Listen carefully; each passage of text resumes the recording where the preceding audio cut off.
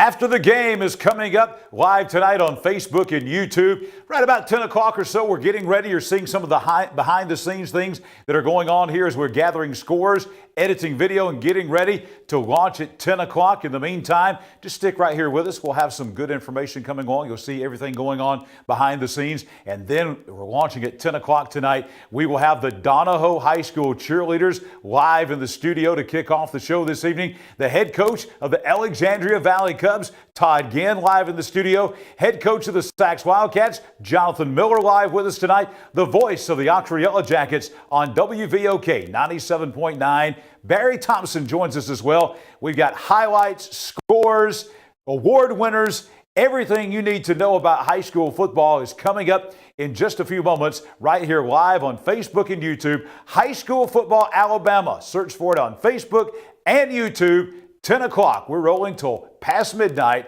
right here on a Football Friday night.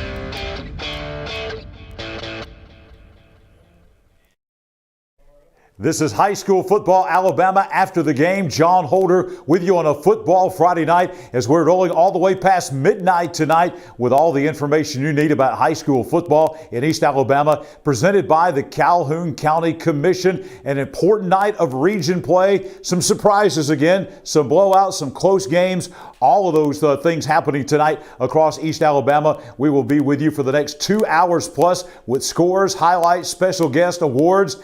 But most importantly, we've got all the final scores. Right now, let's go to the Oxford Lumber and Ace Hardware scoreboard. We'll begin tonight with the number 1 ranked Piedmont Bulldogs playing on the Creek Bank at Ohatchee. Piedmont had won 11 of the last 13 meetings with Ohatchee, but Ohatchee had won the last 2. Tonight on the Creek Bank, number 1 Piedmont, where they lost last year at the Creek Bank. This year they win it easily 42-14. Jack Hayes, the Piedmont quarterback, 5 touchdown passes. He is now the all-time leader in touchdowns accounted for in state history, and now just 1 touchdown pass away from leading the all-time leading touchdown passer in state history. That could come next Thursday night at the Field of Champions in Piedmont against the Anniston Bulldogs. Piedmont tonight wins at Ohatchee 42-14. Speaking of their opponent in this monumental showdown coming next Thursday night in Piedmont, number 6 in 4A Anniston tonight, winning on the road at White Plains. Anniston, our reigning Ted's Carpet and Floor Team of the Week. We'll show you some video and some pictures from earlier in the day where we presented the T-shirts and the trophy to Anniston.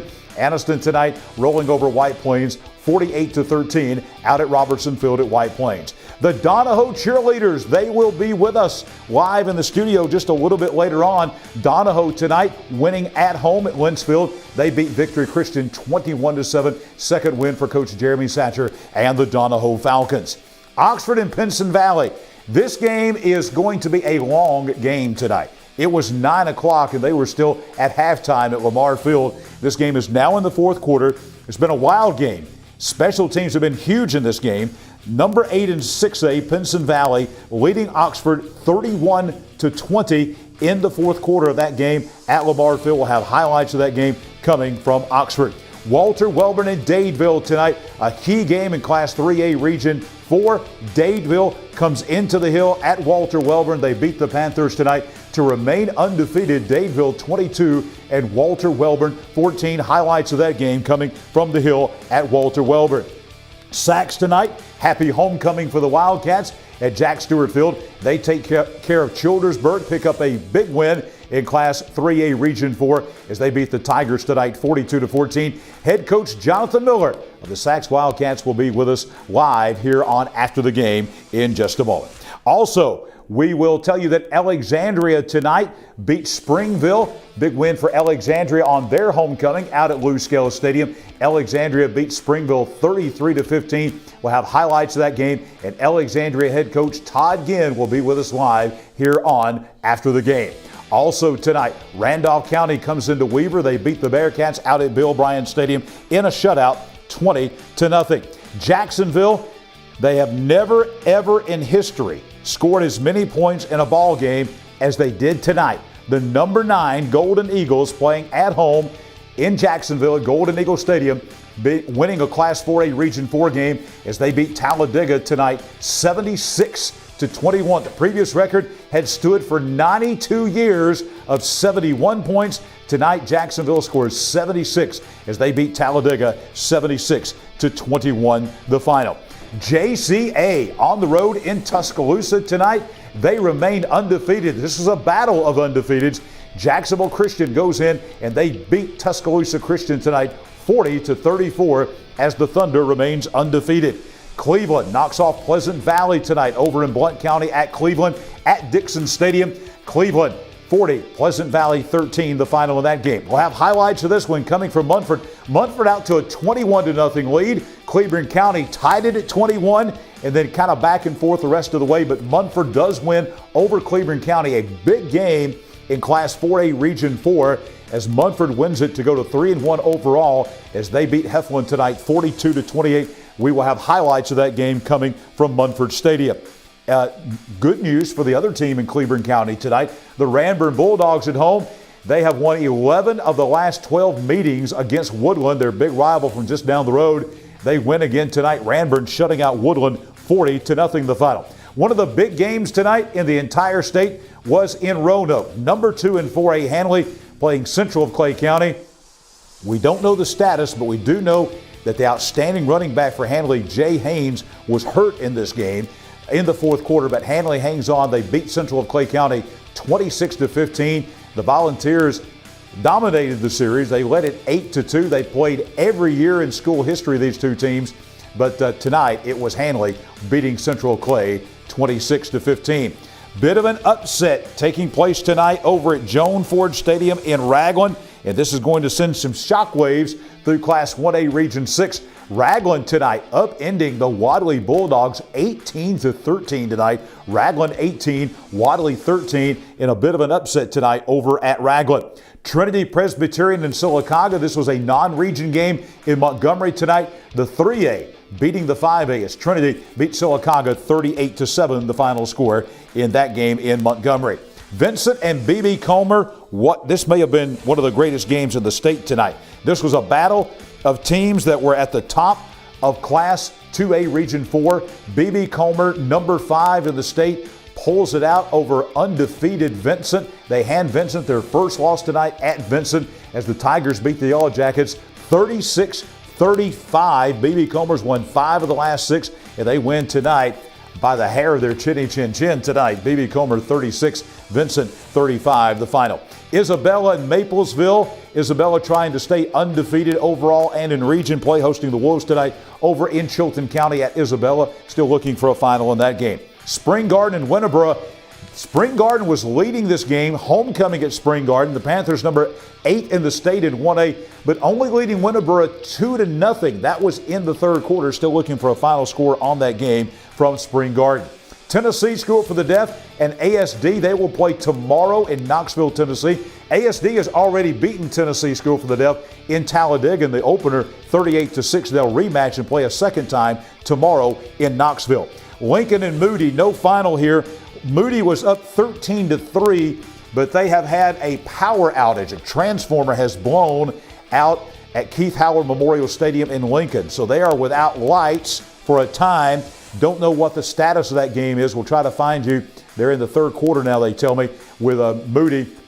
Moody just won. The game is now a final. Moody, we're getting you instant information here. Moody over Lincoln tonight, 32-6 is the final score. That game just ended, and they're late because of that power outage. But Moody does remain undefeated, number 5 team in the state in 5A as they beat the Lincoln Golden Bears 32-6. Southside pouring it on St. Clair County tonight, 52-3, the final score from over at Barney Hood Stadium at Southside. Southside goes to 4-1. Big win for Collinsville tonight. They beat their neighbors from just up the mountain as they beat Sandrock 37-20 the final. Cherokee County, a nice bounce-back victory after the loss to Aniana last week. They take another long road trip as they go to Coleman County to face the Hanceville Bulldogs. First ever meeting between Center and Hanceville. Cherokee County wins the game 49-15.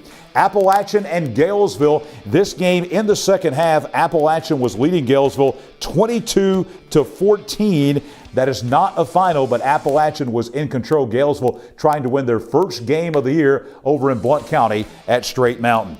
Huge game tonight in Class 1A Region 7 at Cedar Bluff at Brucefield. Decatur Heritage gets a must-needed win. They were 0-2 in region play. Decatur Heritage beat Cedar Bluff 43-21 tonight. West End and Gaston playing each other out at West End. And look at the West End Patriots. Very surprising here. They are now 4-1 as they beat Etowah County rival Gaston 51-0, the final score from Walnut Grove.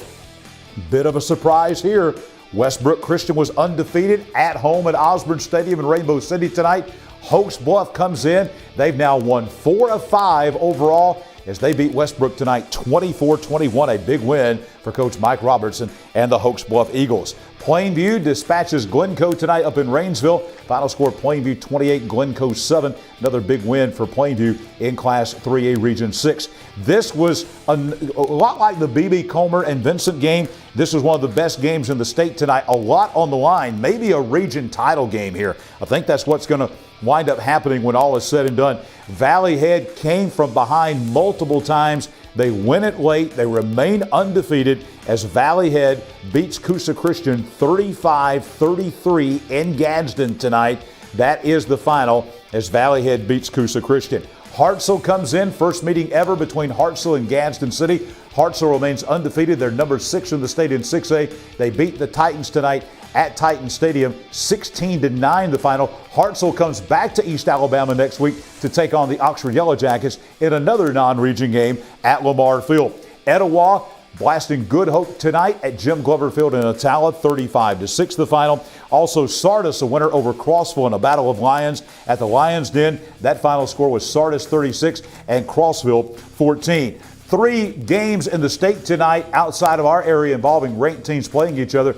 This is going to surprise some folks. The team that I have picked to win the state championship in Class 4A is making that pick look pretty good right now. Number 3, Andalusia, winning at Montgomery Academy, who moved up to 4A this year. They were the number 7 team in the state in 4A, moving up from 3A, where they were the 3A runner-up last year. Andalusia beats them 49-7, the final in Montgomery tonight. Huge game in Mobile, a top 10 matchup in Class 5A tonight. UMS Wright and Viger, the number 1 team in 5A. UMS Wright by a field goal over the Viger Wolves, your defending 4A state champion, 10-7 the final there. And the question in 7A football, one of the big questions was, could Hewitt-Trussville get over the Hoover hump? They could not tonight. Number 6 Hoover goes into Trussville at Jack Wood Stadium, and they beat number 5 Hewitt-Trussville this evening. The final score in that was 17-7 Hoover over Hewitt-Trussville. A number of ways to stay connected with After the Game in High School Football Alabama, not only to watch the show, but throughout the week as well. We're going to show you how to do that. There's a lot of good information, past shows, schedules for the week coming up at highschoolfootballalabama.com. highschoolfootballalabama.com. Also, Facebook, highschoolfootballalabama.com. YouTube, highschoolfootballalabama.com as well. And that's where you can watch the show, High School Football Alabama, on Facebook and on YouTube. Let's tell you about our friends at Team 1 Chevrolet in Gadsden. Are you ready for football? Absolutely you are. You go to Team 1 Chevrolet in Gadsden, take a test drive, win a tailgate package. Win an Auburn or Alabama tailgate package ready for game day. Plus someone will win a grand prize, including a grill, a generator, a big screen television. Log on to Chevrolet of Gadsden for complete details, or just drop by Team 1 Chevrolet on East Meagan Boulevard in East Gadsden. Team 1 Chevrolet of Gadsden, where everyone is a winner.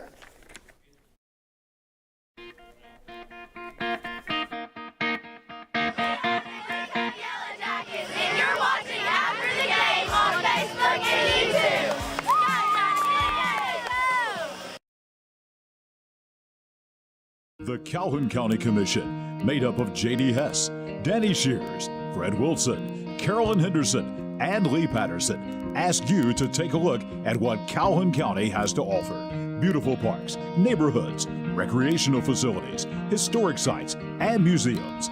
Our citizens enjoy a high quality of life and strongly support the arts.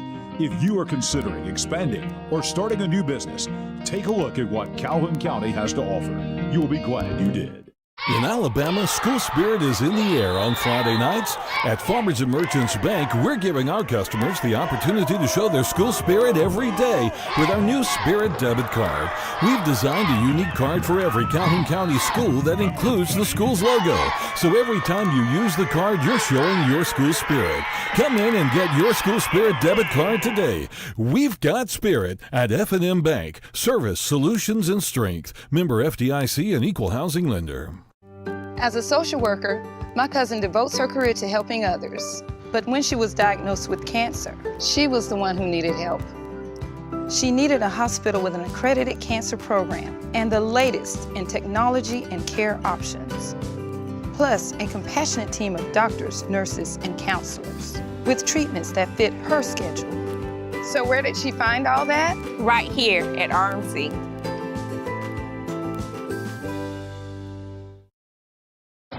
When you shop at Pee Wee Turner Motors, you will be a winner.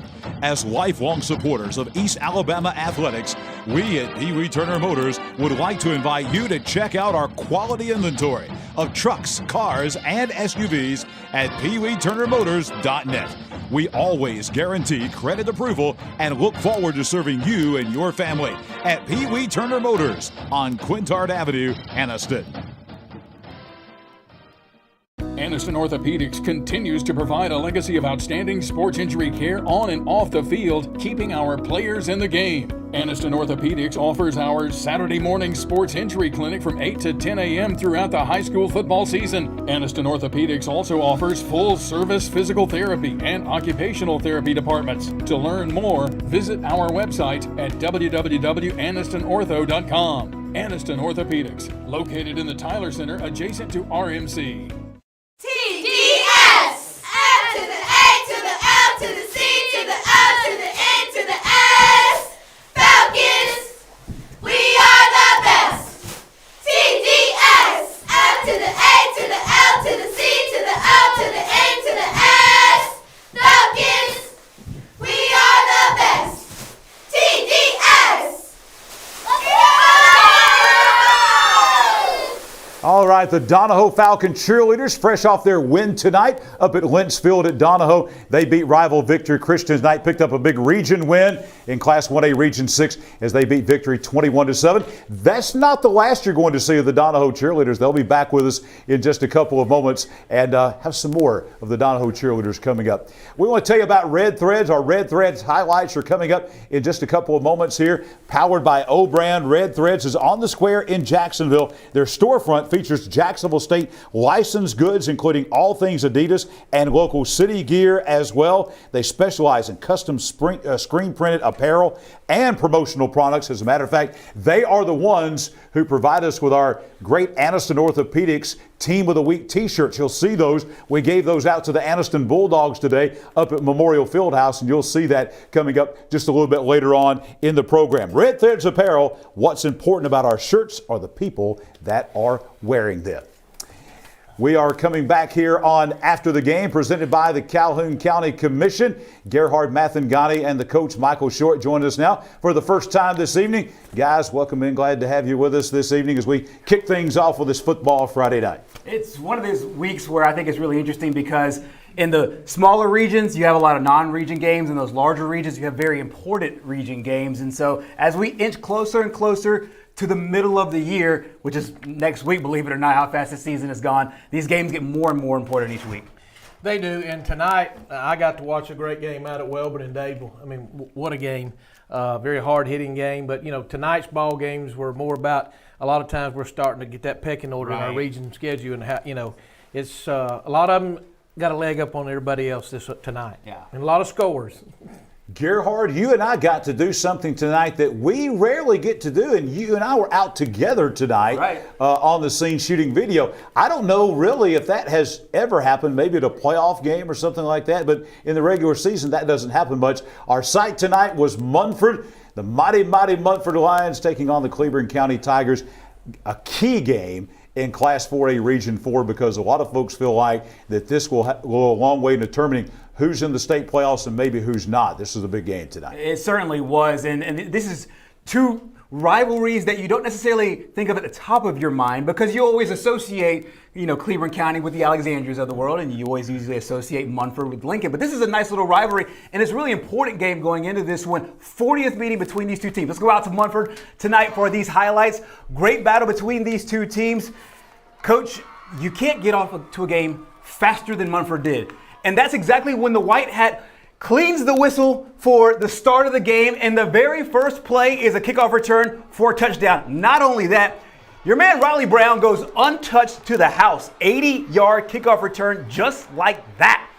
Munford goes up 7-0 early in this one. Not only the Munford special teams playing well, how about the Munford offense? Tennessee commit Sylvester Smith, a 12-yard run here down the far sideline. A little bit later in that drive, it's Smith again. Boza to the outside. Goes out of the frame for just a second, but we caught him. 51 yards. The Tigers can't catch him. Touchdown. Bam, bam. Before the first half of the first quarter, Munford's already up 14-0. Coach Easley, obviously certainly happy with this. Munford on offense once again after a 3-and-out. This is Tank Edmondson, a 24-yard run along the far side. He's got size. He's also got some moves there on the outside. Very next snap, you go right back to your playmaker, Smith. On the fake, keeps it 10 yards to the house. He's in for the touchdown, 21-0 Munford. This looked like a Munford route, guys, but let me tell you what.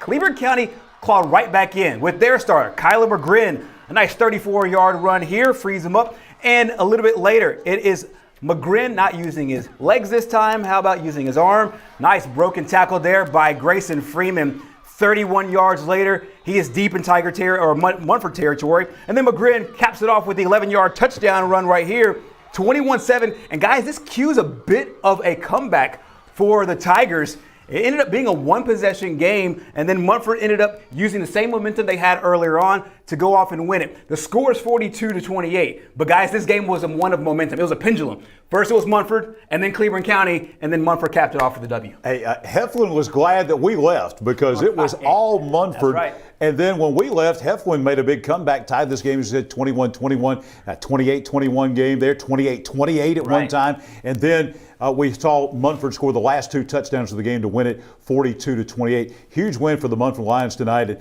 this is the first time I had seen Sylvester Smith, the Tennessee commitment, play in person. And he was most impressive tonight. I think, Gerhard, you would agree with that. He was quite the football player. Not only quarterback, but he brought the lumber a couple of times from his safety position as well. And as a defensive guy, that's what I love. I mean, he comes up and plays the run really hard. You see the reason why the SEC scouts love this guy. He played wide receiver a lot last year. His natural position, in my opinion, I think is defensive back. I think that's what he'll play when he gets to Tennessee. However, they used him at quarterback. He's versatile there. They use him in special teams. He's versatile there. He's a really solid guy. And, Coach, I know you have some stats from this one. Well, I haven't got any stats yet from Coach Easley. I know he's probably sitting there trying to add them that's up your to get them former to me. teammate. I know. I know. And I talked to both coaching staffs this week, Yeah. and both of them talked about having a great week of practice because they both knew how important it was to win this game, to be trying to get fourth place in the region. Right. I mean, that's how important it was to both teams. You can see that both coaching staffs used their quarterbacks on offense and defense, and I agree with you. Mm-hmm. You know, the kid from Munford is probably going to play in the SEC as a safety. Probably Right. he's going to put more weight on and play that strong safety. Could play the free safety, but they use him a lot at quarterback here in high school. He had a big night. You can always see by stats. Tyler McGrin tonight had 24 carries for 243 yards. Wow. You know, and he had a 71-yard run. He threw the team rushed for 296, 314 on the seats. I'm sure that both of them probably rushed, or total yards were well over 300 apiece. Right. Because it's such a high-scoring game. But you knew that both of them weren't going to quit. They weren't going to give up. There's no quit in Cleveland County. There's no Right. quit in Munford. Yeah. So it was a big win tonight for Munford. It's not putting them in the playoffs, but it sure sets them right there in a position to get that fourth spot in that region. Yeah, as a matter of fact, as we take a look now, as we go to our region rundown, we'll take a look at Class 4A Region 4. We're going to be talking about that region. You'll kind of see graphically what we're talking about. While we're waiting for that to come up, I'll go ahead and tell you that still 6.5 minutes to go in the game. Pinson Valley now leading Oxford 44-20, so they've kind of opened that thing up. Wow. Looks like Pinson Valley is going to win that game. That is the They're playing the Lionel Richie song all night long tonight because it looks like they're going to play all night down at Lamar Field. But here's the region standings. These are updated as of tonight in Class 4A Region 4 because Anniston still undefeated. Hanley beat Central Clay County. That was a non-region game tonight, but that showdown is coming in 2 weeks. Next week, as we'll talk about as we move through the show, next week is a non-region week for everybody in the state, and then we'll be back to region playing right off the bat in 2 weeks. Anniston and Hanley will play each other at Watt Mosby Memorial Stadium in Anniston. That will probably most likely be for the region title. Jacksonville got some work to do, but the schedule is favorable. And then you see Munford and Cleveland County. And guys, this is what we're talking about right there, how big a win this was for Munford, because that is going to put Munford in really good shape, I think, you guys probably agree, to get a playoff berth out of Class 4A Region 4. And those things are precious material, playoff berths in Class 4A Region 4 this year. It certainly is. These things, these regions are the ones that I love because it literally comes down to a few possessions. The gap between making the playoffs and going to play basketball. That's how far it is. It's a very few possessions. We saw it in tonight's game. You don't want to count your chickens before they hatch. However, it seems to me that Munford at least is in the driver's seat for that spot right now. And of course, you expect Jacksonville to continue to move up, with John, as you mentioned, with a favorable schedule. And then Hanley and Anniston will battle it out for those 4 quarters in order to take a shot at that crown. Coach, you've been in this position before as a head coach where you know certain games are must wins, and I think this game tonight for both Munford and Heflin was kind of a must win. Not that Heflin's out of this by any stretch of the imagination, but really focusing on Munford here, Coach. They really did themselves a lot of good tonight with this win. Yeah, because Munford's got the big 2 already out of their way. I mean, they got the bigger wins, and then Cleveland County still has Jacksonville, Hanley, and Anniston that they've got to go up against. So that's a tall order. It is, but yeah, it was to them. Both staffs knew tonight was kind of a must-win situation. We talked about Sylvester Smith bringing the lumber. We saw a lot of hard licks tonight all across East Alabama. Anniston Orthopedics in the mornings, on Saturday mornings throughout the fall, all during football season, they have their sports injury clinic open at the Tyler Center up on the 3rd floor at 8 a.m. in the morning. So go to Anniston Orthopedics. They're the ones who bring you those score shirts, which we're going to see in just a moment, that we handed out to Anniston today for our Team of the Week. But go by there to the sports injury clinic. That's for volleyball players. That is for cross-country players, athletes as well. That is Anniston Orthopedics every Saturday morning during the football season at 8 a.m., 3rd floor of the Tyler Center in Anniston.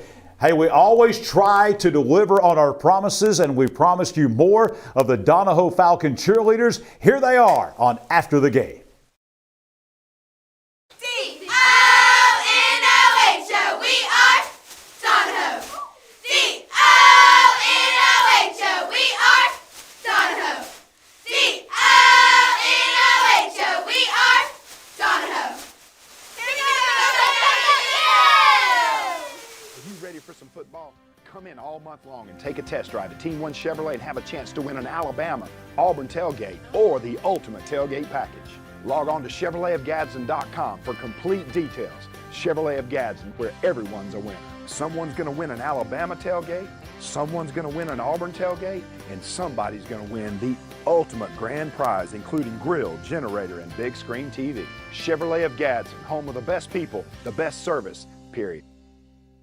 Your neighborhood Grub Mart is your one-stop shop for everything you need when you're on the go. Grub Mart features the best prices on Coke and Pepsi products and is the home to the 99-cent bag of ice every day. And Grub Mart is your exclusive home for the popcorn bucket. Purchase yours for only $5.99, then bring it for free refills throughout the year. And save every day with your Grub Mart Super Saver card. When you're on the go, it's good to know Grub Mart has everything you need. Gas, diesel, and delicious Oleo donuts. In business over 78 years, visit your local Grub Mart today.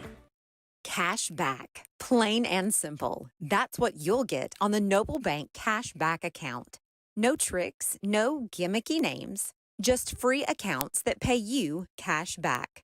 If unlimited transactions, fraud protection, and refunds on ATM withdrawal fees nationwide sounds like your kind of banking, visit us at noblebank.com and learn more about the Noble Cash Back account. Welcome to personal banking. Welcome to Noble Bank and Trust. NobleBank.com. Member FDIC. Hi, this is Jimmy Newman from Oxford Lumber. I've kicked off many times in my football days, and that's an exciting play. When you're ready to kick off your next building or remodeling project, let us make sure you start your project off right, with the right material at the right price so you can score big and get the job done. Stop by and see our local guys with over 60 years of experience serving you. Come by any one of our 4 locations in Oxford, Talladega, Jacksonville, Roanoke, and don't forget about our low price guarantee. Your home is a reflection of you, whether that's classic, farm style, or something unique. We at Ted's Carpet and Floor understand that, and we'll help you through the selection, finance, and installation process. We have an extensive selection of designer tiles, carpet, laminate, and hardwood. Let us help you choose the perfect granite or quartz to customize your kitchen or bathroom. We offer free in-home measurements, estimates, and design consultations. Ted's Carpet and Floor, your style, our passion. We're back on After the Game, presented by the Calhoun County Commission. Jon Holder, Gerhard Mathangani, Coach Michael Short, and Coach Todd Ginn of the Alexandria Valley Cubs. Coach, welcome in. It's chaos here as always on a football Friday night. But your football team tonight, a big win. Homecoming tonight, always good to have homecoming. A region win over the Springville Tigers. Never lost to Springville in history. 5-0 against the Tigers now. Obviously a big win for your football team tonight, 2 in a row. Yeah, we playing a little better on both sides of the ball, getting these new guys a chance to and just learning and getting better every week, to be honest. We've got Ross, who's that staple guy, that veteran guy that really is carrying the load for us. But the other guys are coming along, and it's good to get a win tonight, against Springville. Absolutely. Gerhard, we were there. We got some highlights of the game tonight from out at Death Valley and Alexandria. So let's jump in and look at some highlights of that 33-15 win by the Valley Cubs over Springville. Yeah, absolutely. So first look at this game for all of us. Let's go to Death Valley here. The Alexandria Valley Cubs taking on Springville. Good shot of coach earlier. Great shot of coach here. Nice Bailey. Getting coach right before he got his club started off today. Springville with the ball early on. Trouble strikes early. Ball fumble. And Corey Cargill on the for the Valley Cubs on top of the football there. Few plays later, good coach, your team takes advantage of when you get the short side of the field. Antonio Ross did so there. You just mentioned it. He takes it in for the touchdown. 7-0 early for the Valley Cubs. Springville with the ball a little bit later on. Nice play here by Stephen Morrison, or as Alexandria with the football here. First down here for Ross there. Few plays later, it is Tyler Brown who would get the handoff here. There's another first down for the Valley Cubs. It's a hard-hitting game here between you guys and the Tigers. Very next play, you hand it back to the guy you just mentioned earlier, Antonio Ross. He's in for the touchdown, his second score of the day. 14-0, a quick early lead there for the Valley Cubs on their way to a 33-15 win over Springville. And Coach, a really solid win. Your club had never lost to Springville before. What are some of the things that led into this one? Obviously, getting those first two punches really helped out by your playmakers. Yeah, that first play, they handed the ball off that first play, and Tyler Brown made a great hit on the guy, just squared him up, and the ball popped loose, and Cargill got on it, and then to score right after that was big. It just took the momentum. We got the ball after half as well, and we just I thought played really well. Yeah. Came out the second half a little flat on defense and let them score a touchdown, but other than that, I thought we played pretty well. Coach, I've just sent some of the stats that I got here from Mr. Trantham a while ago, sent them in. Total offense tonight, you were 355 yards. Most impressive rushing, 309. I know you like that because the clock's running while you're doing that. Yeah. You passed for 46. You're 4-9, Ty Barker was. You had one touchdown. Then you had a 48-yard field goal tonight from Cleet Forrest. That's a weapon there. Yeah. And Antonio Ross tonight, 30 rushes, 233 yards. 3 TDs, but Ty Brown's coming along with 13 runs for 69 yards tonight. So, it was a total team effort. But what was impressive, Springville's a 6A school that's dropped down. Right. They've been there, so they've been a lot larger school, more players. So to me, it was an impressive win, but you have to be proud of your offensive and defensive lines tonight because it looks like they kind of control things there. Yeah, I think, one of the stats that stuck out to me was I think we had the ball 32 minutes. Yes. Wow. Of the 48. So that was a big deal, and Ty Brown's coming along. He gets to benefit from Ross. A lot of teams try to stop Ross, but, Ross is known. People say, well, how does Ross play every down? Well, Ross is known. Ross, I thought, this is not surprising Ross. In the spring, he knew, going to play both sides all game. And that's just the way it goes, but I thought the line blocked well. I thought we played, you mentioned line. I thought we played well on both sides. I will say this. I got hit probably harder than I've been hit.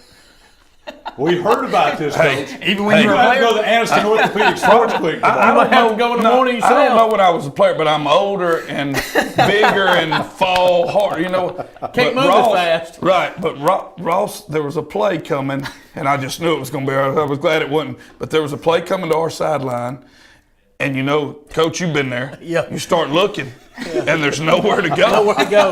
You know what I mean? There's nowhere to go, and you don't know what Ross is going to do. And the guys kind of grabbed him and spun him, and it was like, okay, here it is. So I took it, and I don't know. Headset went one way, I went the other way.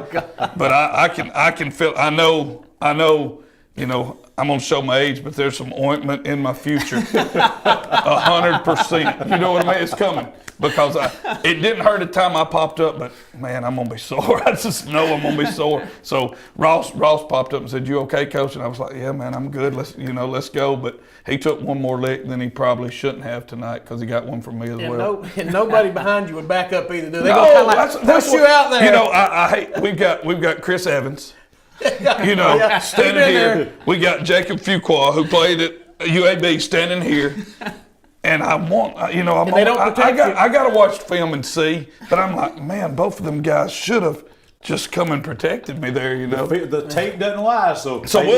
You're gonna know. They say it's, you know, our camera guy said, hey, it's good. So we'll see. We'll see what happens. Coach, I don't know if you have personal protectors on your punt unit, but from here on out, I think you're going to need one. Man, for I don't yourself. know. I don't know. Like I said, it was one of those things where I thought I was juking. But I've lost a step, man. It was tough, but I got smoked. And one thing I got to mention, because I wasn't able to cover your game tonight, but I watched some highlights here, and just from those highlights, I was very impressed with your outside guys blocking. They were downfield blocking, which makes those long runs happen. Well, I know the point of attack, but it looks like your receivers are starting to block more out there on the perimeter. That's one thing, you know, to play, and I think that's everybody. But in new age offense, gotta have it. You know. We're going to put guys out there that block first. Mm-hmm. They're going to have to block. Mm-hmm. You know what I mean? So when you know, a lot of these guys, you throw it around, and we put guys out there that are going to block. And they do a really good job. And you know, Will and Jake, you know, they put us in a lot of positions. Jake puts us in defense, and Will offense. We watch a lot of film. We prepare and you know, try to get the most out of our guys. Coach, we know this is a big region game tonight, 5A Region 6, and we're going to take a look at the region standings right here in just a second. You played Moody closer than anybody has, and then you've got 2 region wins in a row. You beat Lincoln last week. You win tonight against Springville. As we look here at the updated as of tonight, and we head into a non-region week next week, kind of your assessment of this region right here. Well, I knew, you know, I knew coming in that we were going to be in a pretty good region, and you know, you just look, you know, Coach Short said it a while ago, Southside and Springville. You drop down, guys that drop down from a classification, just get ready. You know what I mean? They're usually got numbers. They're used to playing in bigger schools. So I figured, you know, and then you add those to Leeds, and then Lincoln. And we played Lincoln last week, and man, they got dudes. Yeah, they have dudes. Yeah, got dudes all over the field. And, you know, I was really pleased tonight because we beat Lincoln last week. And then I thought, and I still think, we win tonight, we're probably in. Right. You know what I mean? Right. That was my thought process. Mm-hmm. And, you know, I hope that's correct. You know, we still got to go handle business against St. Clair County, but you got St. Clair County, Leeds, Southside. You know what I mean? One of those will for sure put us in, you know. So I was really happy for our guys tonight because, you know, heck, every year – we're expected to be good, and that's just so tough. And you know, that's just so tough. You know, when you're expected to be good every year, you know, and it's just really, really tough. And I'm really happy that, you know, I thought we will continue to get better, and we work hard, and the guys will continue to get better. So, Coach, but that expecting to win is real good to have. Oh, 100%. When you don't have it, 100%. It's very hard to get it back. 100%. A lot of people always talk about pressure after your dad and this, that, and other, you know, and that's what I tell them. I said, look, we're so competitive, you're never going to put more pressure than we're going to put on yourself. That's right. So, you know, we don't matter what happens the year before or the year, we're going to expect to put a product on the field that's going to play hard and try to win. But you said the question. You gotta win the games. You gotta win to get in. That's right. And then we start positioning ourselves to where we're going to end up. Right. First, second, or third. Right. You got to get in there first. That's right. And then let's jockey for position and see where we can end up. Then y'all assistants can start looking at the playoff bracket. Y'all do that. I'm not looking at that. We got to get in. That's right. Hey, man, you know, that's one of those things I learned from Dad a long time ago because Dad would get mad at me. I was a young coach. Daddy, you ain't going to believe who we crossed with this. And he'd just look at me and go, Cross? What? We ain't got there yet. Well, Cross, we ain't there yet, you know. And he's thinking, why don't you shut up, Todd, and worry about this next game? You know what I mean? Right. Don't worry about that, Cross. Don't worry about that. You know, so I've quit looking at all. He taught me a long time ago, hey, worry about the next game. And that's what we do. Coach, when we brought Coach Short in this season on this show, one of the things I kind of had in my mind envisioning sitting here on a Friday night was envisioning Todd Ginn sitting next to Michael Short. Oh, yeah. And for folks that have, as a young one. for folks that have followed football in East Alabama for a long time, I think this is pretty special right Yeah, now. I mean, Coach Short, they did it right over in Heflin. You know what I mean? They just do. They hit you in the mouth, hit you hard, competitive.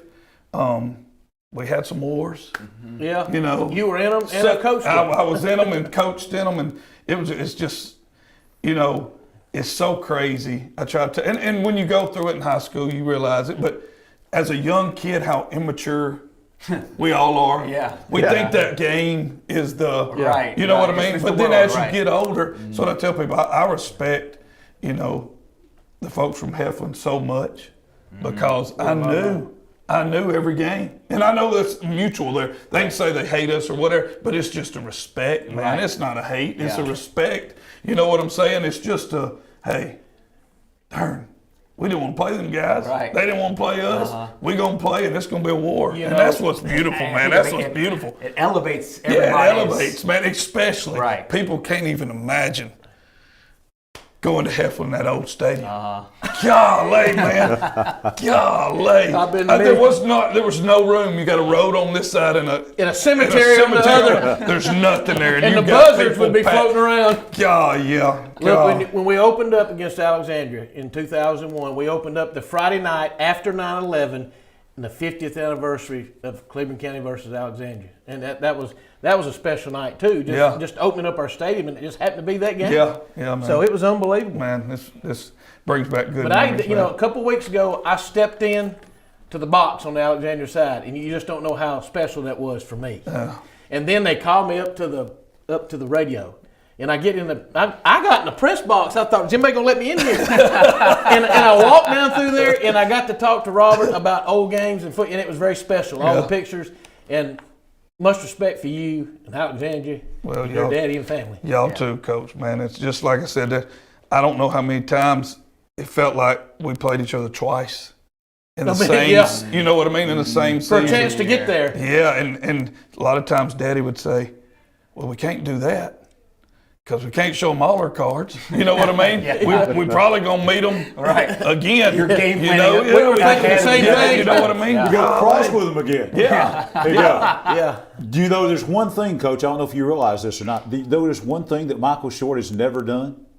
He's never had a Valley Dog. And that ends Oh, today. He's never had a Valley Dog. Thankfully, they're in aluminum, baby. And that ends today. Hey, okay, throw me one over here. Oh, yeah. Pass it over. I've There had you go. two already. I've had two. Well, that's why you can't run no more. I got them for, I brought them for the whole crew. Our A club does a phenomenal job. I think there's no telling how many I these had we never sold. had one until you brought me one last year. Well, these should be a little warmer, I think. And I want to see the reaction You're looking good. Oh, yeah. on Michael Short's face when he tastes a Valley Dog for the first time. That's good, man. That's good. You're eating one, Yeah, Greg. man. All right, Coach. I don't know if I'm supposed to or not.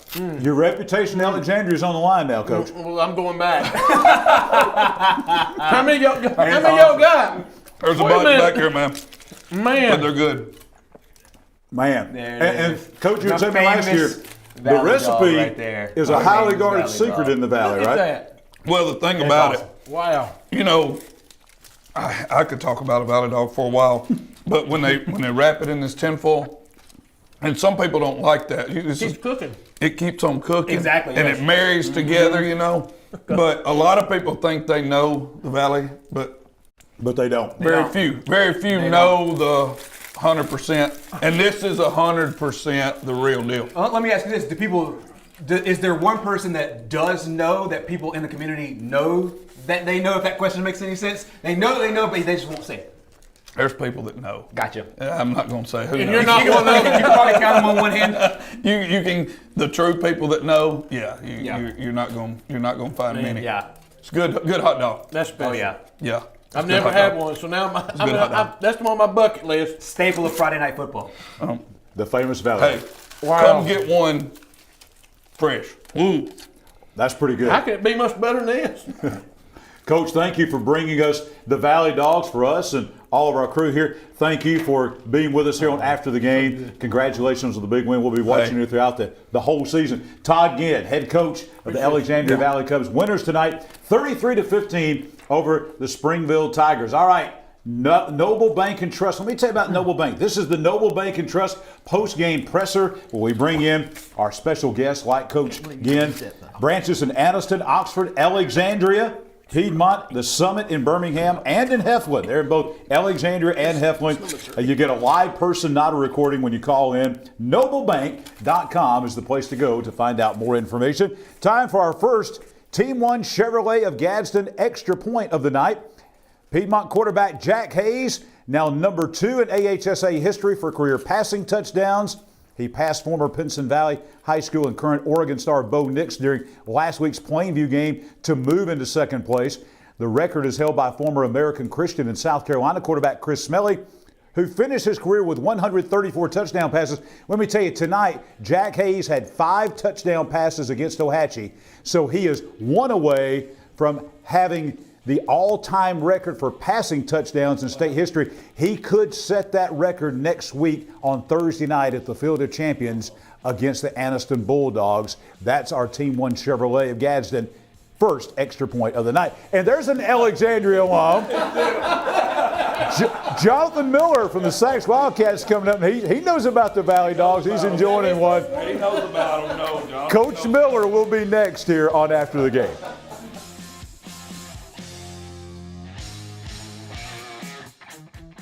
Anniston Orthopedics continues to provide a legacy of outstanding sports injury care on and off the field, keeping our players in the game. Anniston Orthopedics offers our Saturday morning sports injury clinic from 8 to 10 a.m. throughout the high school football season. Anniston Orthopedics also offers full-service physical therapy and occupational therapy departments. To learn more, visit our website at www.annistonortho.com. Anniston Orthopedics, located in the Tyler Center adjacent to RMC.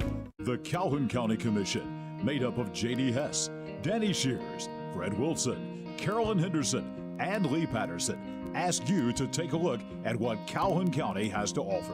Beautiful parks, neighborhoods, recreational facilities, historic sites, and museums. Our citizens enjoy a high quality of life and strongly support the arts. If you are considering expanding or starting a new business, take a look at what Calhoun County has to offer. You will be glad you did. There's a lot to think about when you're having a baby. Colors of the nursery, names, and most importantly, where to deliver. We want a hospital that gives families a more personalized birthing experience. With a compassionate team of doctors and nurses, and a hospital where my baby and I can instantly bond with all the comforts of home. So where do we find all that? Right here at RMC, the first designated baby-friendly hospital in Alabama. Cash back. Plain and simple. That's what you'll get on the Noble Bank Cash Back account. No tricks, no gimmicky names, just free accounts that pay you cash back. If unlimited transactions, fraud protection, and refunds on ATM withdrawal fees nationwide sounds like your kind of banking, visit us at noblebank.com and learn more about the Noble Cash Back account. Welcome to personal banking. Welcome to Noble Bank and Trust. noblebank.com, member FDIC. Hi, this is Jimmy Newman from Oxford Lumber. I've kicked off many times in my football days, and that's an exciting play. When you're ready to kick off your next building or remodeling project, let us make sure you start your project off right, with the right material at the right price so you can score big and get the job done. Stop by and see our local guys with over 60 years of experience serving you. Come by any one of our 4 locations in Oxford, Talladega, Jacksonville, Roanoke, and don't forget about our low price guarantee. Our reigning Ted's Carpet and Floor Team of the Week is the Anniston Bulldogs. After that big win over Jacksonville last week, we were at Anniston High School up at Watt Mosby Memorial Stadium this afternoon, as a matter of fact, with the folks from Ted's Carpet and Floor to award the shirts and the trophy, the Anniston Orthopedic Score shirts and the Tough Guy Trophy from Awards to Remember, to Coach Rico White and the Anniston Bulldogs, as they had an off day today. They were out of school today. You see us holding up that Team of the Week shirt from Anniston Orthopedics. I'm about to turn it around. You should have seen the look on the players' faces from Anniston when they saw the score of the game. There were a lot of smiles, big smiles at Lott Mosby today, and that's our Ted's Carpet Team of the Week, the Anniston Bulldogs. Coming up around midnight tonight, we'll have our next Team of the Week, and we'll find out who's getting the Tough Guy Trophy and also who's getting the T-shirt from Anniston Orthopedics. You get 2 T-shirts. Actually, Gerhard's showing up our Team of the Week shirt from a couple of weeks ago when Central Clay County was our Team of the Week. He's going to show that score from the back where they beat Tallahassee. But also, Coach Short is showing another T-shirt that all the players get, Ted's Carpet and Floor. Anniston today got one exactly in Anniston's colors. So we'll have that for our Team of the Week. As we come back here to the set on After the Game, presented by the Calhoun County Commission, our Noble Bank and Trust post-game presser continues. As promised, head coach of the Sachs High School Wildcats, Coach Jonathan Miller, is with us. They had homecoming tonight as well, I believe, Coach. Childersburg in town, region game. You win it 42-14. First, welcome in. Thank Congratulations on the big win. You're kind of like Coach Ginn in Alexandria, homecoming at home, got a big win, and got a big region win. We did. It was an important week for us. You know, we needed to get this win behind us and kind of start fighting for playoff position. You know, I think this, doesn't ensure we're in the playoffs, but it sure helps us a whole lot. So, it's always good to get homecoming over as well. So we got that week behind us, got a big win, and kids played hard tonight. So that's, it's about all we can ask for. Yeah, and just to be able to come off of a loss, a tough one like last week, get the kids refocused doing homecoming. I mean, actually a great job out of your coaching staff. Absolutely. To be able to get those guys coming off a loss and then coming back with homecoming, which I didn't like it either. Okay, I go ahead and I didn't like homecoming, but that's distraction city. But props off to your whole coaching staff for being able to get those kids and your kids for being able to do what they needed to do tonight.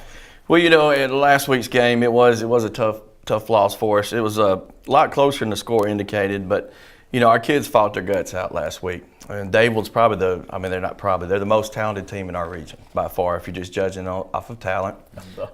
They're loaded with, they got 16 seniors, they got depth, they got it all. So 13-10 game with about 6 or 7 minutes to go, we fumble, they return it for a touchdown, and that kind of, it paved the way for them to get a big region victory. So we fought hard last week, and proud of our kids and proud of them tonight for their focus during the game and coming out and executing. Yeah, and the execution was really, I think, at a premium, especially like you said, coming off of the loss. We'll get to some highlights from Jack Stewart Field. It is homecoming for your bunch, and let's go out to the Sachs area as we arrive about 6 minutes to go before the half. Sachs up 7-0 in this one, and they have the football. They hand it off to Dorian Walker. I'm sure Coach will talk about him in a moment. You'll see a lot of him in these highlights. They're going in for the first down. Next play, right back to Walker and give him 6. Touchdown on the board, and Sachs takes an early 14-0 lead. Moments later, Wildcats with the football once again. They give it right back to big number 1. He can, Coach, you will probably mention this a little bit later on, but he can not only run up to the outside, but he can also get you some tough yards on the inside. Picks up a first down there. You want to end this drive with a touchdown, and you do so. Keandre Johnson carries the ball into the end zone for the touchdown. As we left, a 3-touchdown lead for you and your squad. And as you mentioned, being able to not only get off of the homecoming, but also be able to respond there in the first half, I thought was really interesting. 42-14, your final score. What was your team's mindset this week in practice after last week, and then being able to execute so well there in the first half?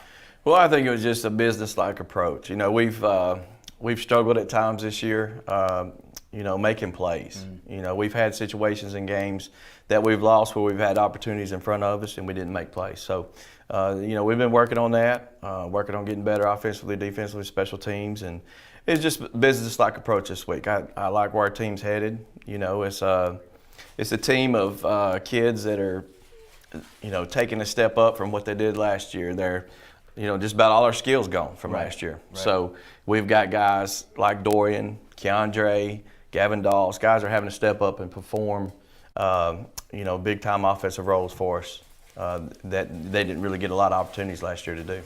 Coach, I was watching the highlights there, and the thing that caught my eye the most was a lot of people on the interior offensive line, doing a good job of blocking, and those people on the outside. As I talked to Coach Ginn earlier, I watched those receivers and people blocking downfield, which, that's what you got to have be able to have those big plays that you're talking about. You do, and we've been on our kids this week about that, especially on the perimeter blocking, and we got some holding calls early, but a lot of it was effort, out of our guys trying to get out there and block for their fellow skill players. So that was a point of emphasis this week, and it cost us a little bit, early with some holding calls, but they were out there getting after it and trying to, help those guys turn 5-yard gains into 10, 15 touchdown. So. Coach Miller, with the reclassification coming, how tough has it been? You're playing teams that you knew about, you're playing coaches that you know about, you're playing athletes that you know about. Then you got thrown into a region with Beulah and Childersburg and Dadeville, and you played 2 of those. Actually, you played all 3 of those teams here in the early going. How hard has it been extra to kind of prepare and find out a little bit about these 3 teams?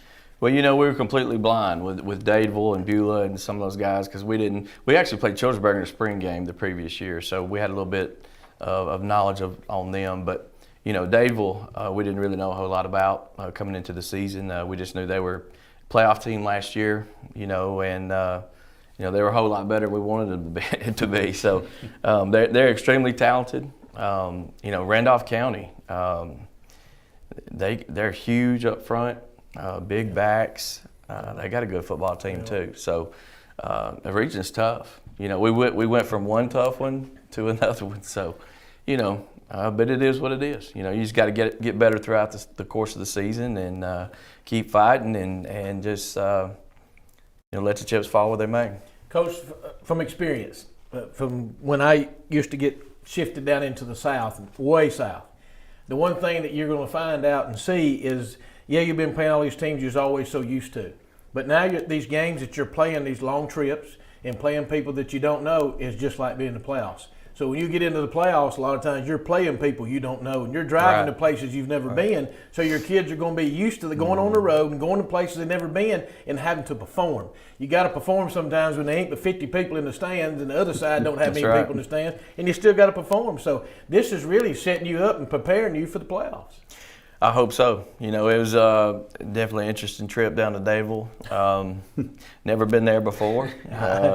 It was it's a long ride. We was wondering, if it's going to rain or not. We kept our game on Friday, so we didn't know what the field conditions were going to be like or anything like that, the crowd, So anyway, new experience for us, and we made a trip to Sylvania too. So we've been on the road a good bit this season, and come playoff time, it'll do nothing but help us. Road Warriors. Exactly. And hey, it doesn't get any easier next week because non-region, you pick up BB Comer.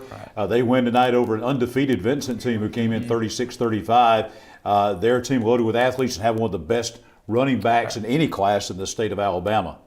It'll definitely be a test for us. We've seen them a little bit, and they've got athletes all over the field. The quarterback's a really good athlete. He can throw it and run it. Of course, everybody knows about the running back. He's also a very good defensive player too. He's probably one of their better defensive players.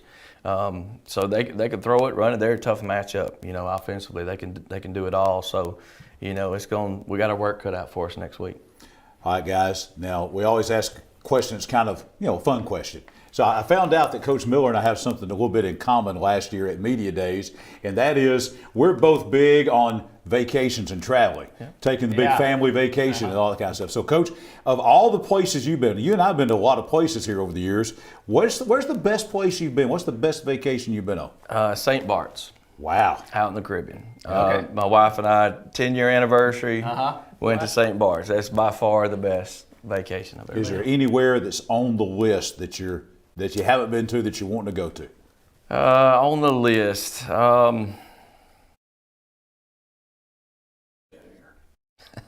After that last visit, you may be a while before you're afforded another one. I tell you what, I would like to go to St. Bart's again. But I'd probably say St. Lucia. I like the Caribbean, so St. Lucia would probably be a place that's on the list. If you need travel tips, call Jonathan Miller. Going to St. Bart, St. Lucia. he will be the guy that will get you all the information you need on that. Coach, just a great win for your team tonight. You're right in the middle of this thing. You're right in the thick of things. And as we've seen in the past, teams that come out of this part of the state of Alabama, once they get in the playoffs, they do very well because there's nothing you haven't seen once you come out of this. So best of luck the rest of the way. Thank you for being with us. Glad you enjoyed that Valley Dog, too. It was great. I hadn't had one in a long time. So I was going to say blast from the past for you. Yeah, I've had many over the years. So it was. That's what we was wondering if you had many. Oh, yeah. We were talking about Ted's Carpet and Floor earlier. And they are phenomenal. Hanging out with those folks today, they've done. I'll just tell you, earlier this year they did my carpet, they did my hardwood floors in my house. They had an extremely tough project to do because I had some stairs and they needed to replace the flooring on the stairs, ripping up some carpet, putting some hardwood down, and they did a phenomenal job. It was a challenging project. If you are looking for carpet and floor anywhere in this part of the state of Alabama, Ted's Carpet and Floor, the place to be. Visit their showroom on U.S. Highway 431 in Sachs, just down the about 1 block away from Jack Stewart Field, Sachs Stadium, and the Sachs Wildcats. When we come back, more of high school football Alabama after the game, presented by the Calhoun County Commission.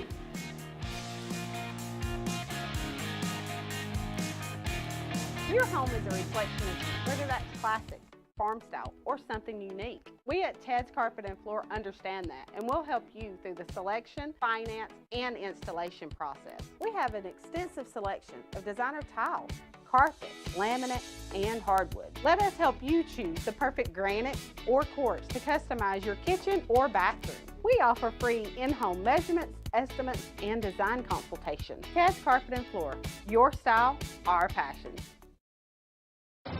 When you shop at Pee Wee Turner Motors, you will be a winner. As lifelong supporters of East Alabama athletics, we at Pee Wee Turner Motors would like to invite you to check out our quality inventory of trucks, cars, and SUVs at peeweeturnermotors.net. We always guarantee credit approval and look forward to serving you and your family at Pee Wee Turner Motors on Quintard Avenue, Anniston. Your neighborhood Grub Mart is your one-stop shop for everything you need when you're on the go. Grub Mart features the best prices on Coke and Pepsi products and is the home to the 99-cent bag of ice every day. And Grub Mart is your exclusive home for the popcorn bucket. Purchase yours for only $5.99, then bring it for free refills throughout the year. And save every day with your Grub Mart Super Saver card. When you're on the go, it's good to know Grub Mart has everything you need. Gas, diesel, and delicious Oleo donuts. In business over 78 years, visit your local Grub Mart today. In Alabama, school spirit is in the air on Friday nights. At Farmers and Merchants Bank, we're giving our customers the opportunity to show their school spirit every day with our new Spirit debit card. We've designed a unique card for every Calhoun County school that includes the school's logo. So every time you use the card, you're showing your school spirit. Come in and get your school spirit debit card today. We've got spirit at F&M Bank. Service, solutions, and strength. Member FDIC and equal housing lender. Are you ready for some football? Come in all month long and take a test drive at Team 1 Chevrolet and have a chance to win an Alabama, Auburn tailgate, or the ultimate tailgate package. Log on to ChevroletofGadsden.com for complete details. Chevrolet of Gadsden, where everyone's a winner. Someone's going to win an Alabama tailgate, someone's going to win an Auburn tailgate, and somebody's going to win the ultimate grand prize, including grill, generator, and big screen TV. Chevrolet of Gadsden, home of the best people, the best service, period. Just after 11 p.m. at After the Game, high school football Alabama to football Friday night. Jon Holder, a hard-working After the Game crew with you until at least midnight tonight. Let's go back to our Oxford Lumber and Ace Hardware high school football Alabama scoreboard. #1 Piedmont tonight. Jack Hayes breaking more records, 5 touchdown passes as the Bulldogs win tonight at Ohatchee 42-14. Anniston, our reigning team of the week, winning at White Plains. The Bulldogs remain undefeated, 48-13 winners over the White Plains Wildcats. Also tonight, the Donahoe Falcons, who had their cheerleaders in earlier, they beat Victory Christian tonight 21-7 to improve to 2-3. This game ended after 10:30 tonight, a 3.5-hour plus marathon at Lamar Field in Oxford. Oxford falls to number 8 Pinson Valley in Class 6A play. Pinson Valley 44, Oxford 20. That game was close for a long time, 24-20 at one point in time. but Pinson Valley scores the last 20 points of the game to beat Oxford 44-20. Highlights of that game still to come. Highlights of this game on the way as well. Dadeville beating Walter Welborn on the hill at Welborn. Dadeville remains undefeated as they beat the Panthers tonight 22-14. We had just had Jonathan Miller on, showed you the highlights of Sachs' big win on homecoming over Childersburg 42-14. Before that, we had the head coach of the Alexandria Valley Cubs, Todd Ginn, on. Saw some highlights from that game. Alexandria beating Springville tonight on homecoming at Death Valley 33-15. Randolph County comes to Bill Bryan Stadium at Weaver. They beat the Bearcats tonight 20-0. And let's tell you about a record that was set tonight. Number 9 in 4A Jacksonville hosting Talladega. Jacksonville scored 76 points. That's not a misprint. They beat Talladega 76-21. The most points scored in a single game in Jacksonville high school history. They had scored 71 points back in 1930. For the first time in 92 years, Jacksonville breaks that all-time record, scoring 76 tonight as they win over Talladega 76-21. Jacksonville Christian remains undefeated. The Thunder rolling tonight in Tuscaloosa as they beat previously unbeaten Tuscaloosa Christian 40-34, the final score. A Pleasant Valley tonight on the road at Dixon Stadium in Cleveland and Blount County. Cleveland wins to go to 3-1 as they beat the Raiders 40-13. Munford and Cleburne County. We had highlights of this game earlier. Munford beating Cleburne County tonight down in Munford. The final was 42-28. Big game between Ranburne and Woodland, two big rivals. Ranburne has dominated that series lately as Ranburne beat Woodland 40-0 tonight over at Ranburne. And it was Hanley, the number 2 team in the state in Class 4A, beating Central of Clay County. We understand that Jay Haynes may have had an injury in the fourth quarter of that game. That's the star running back for Hanley, who had 476 yards rushing against Jacksonville just a couple of weeks ago. Hanley does win the game as they beat Central of Clay County for only the 3rd time in 11 meetings. They have played every year in the school history of Central Clay. Hanley gets it done tonight as they win over Clay Central 26-15. Maybe the upset of the night, Raglan tonight at home at Joan Ford Stadium in Raglan, beating the Wadley Bulldogs in Class 1A Region 6 action. Raglan over Wadley 18-13. Trinity Presbyterian, the 3A in Montgomery tonight, beating 5A Sylacauga 38-7. Also staying in Talladega County tonight, this was one of the big games in the state, and it lived up to its billing. Number 5 B.B. Comer playing at Vincent over in Shelby County tonight. It was the Tigers winning 36-35. They now won 5 of the last 6 meetings against Vincent. Big win for B.B. Comer as they get ready to come to Sachs next Friday night in non-region play.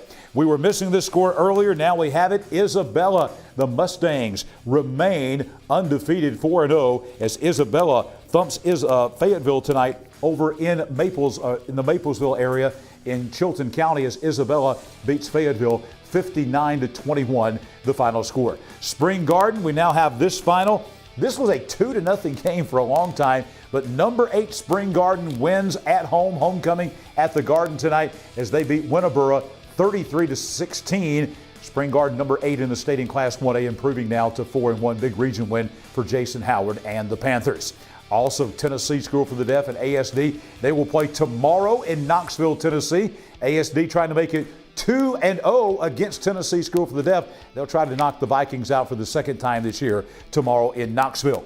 Moody and Lincoln, they had a power outage, actually a transformer blew at Keith Howard Memorial Stadium in Lincoln. That delayed that game. It was late, not as late as the Oxford game, but Moody, number 5 team in the state in Class 5A, remains undefeated. They beat the Lincoln Golden Bears tonight 32-6. How about Southside?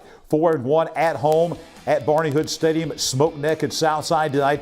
They beat the Saints of St. Clair County 52-3. Southside goes to 4-1.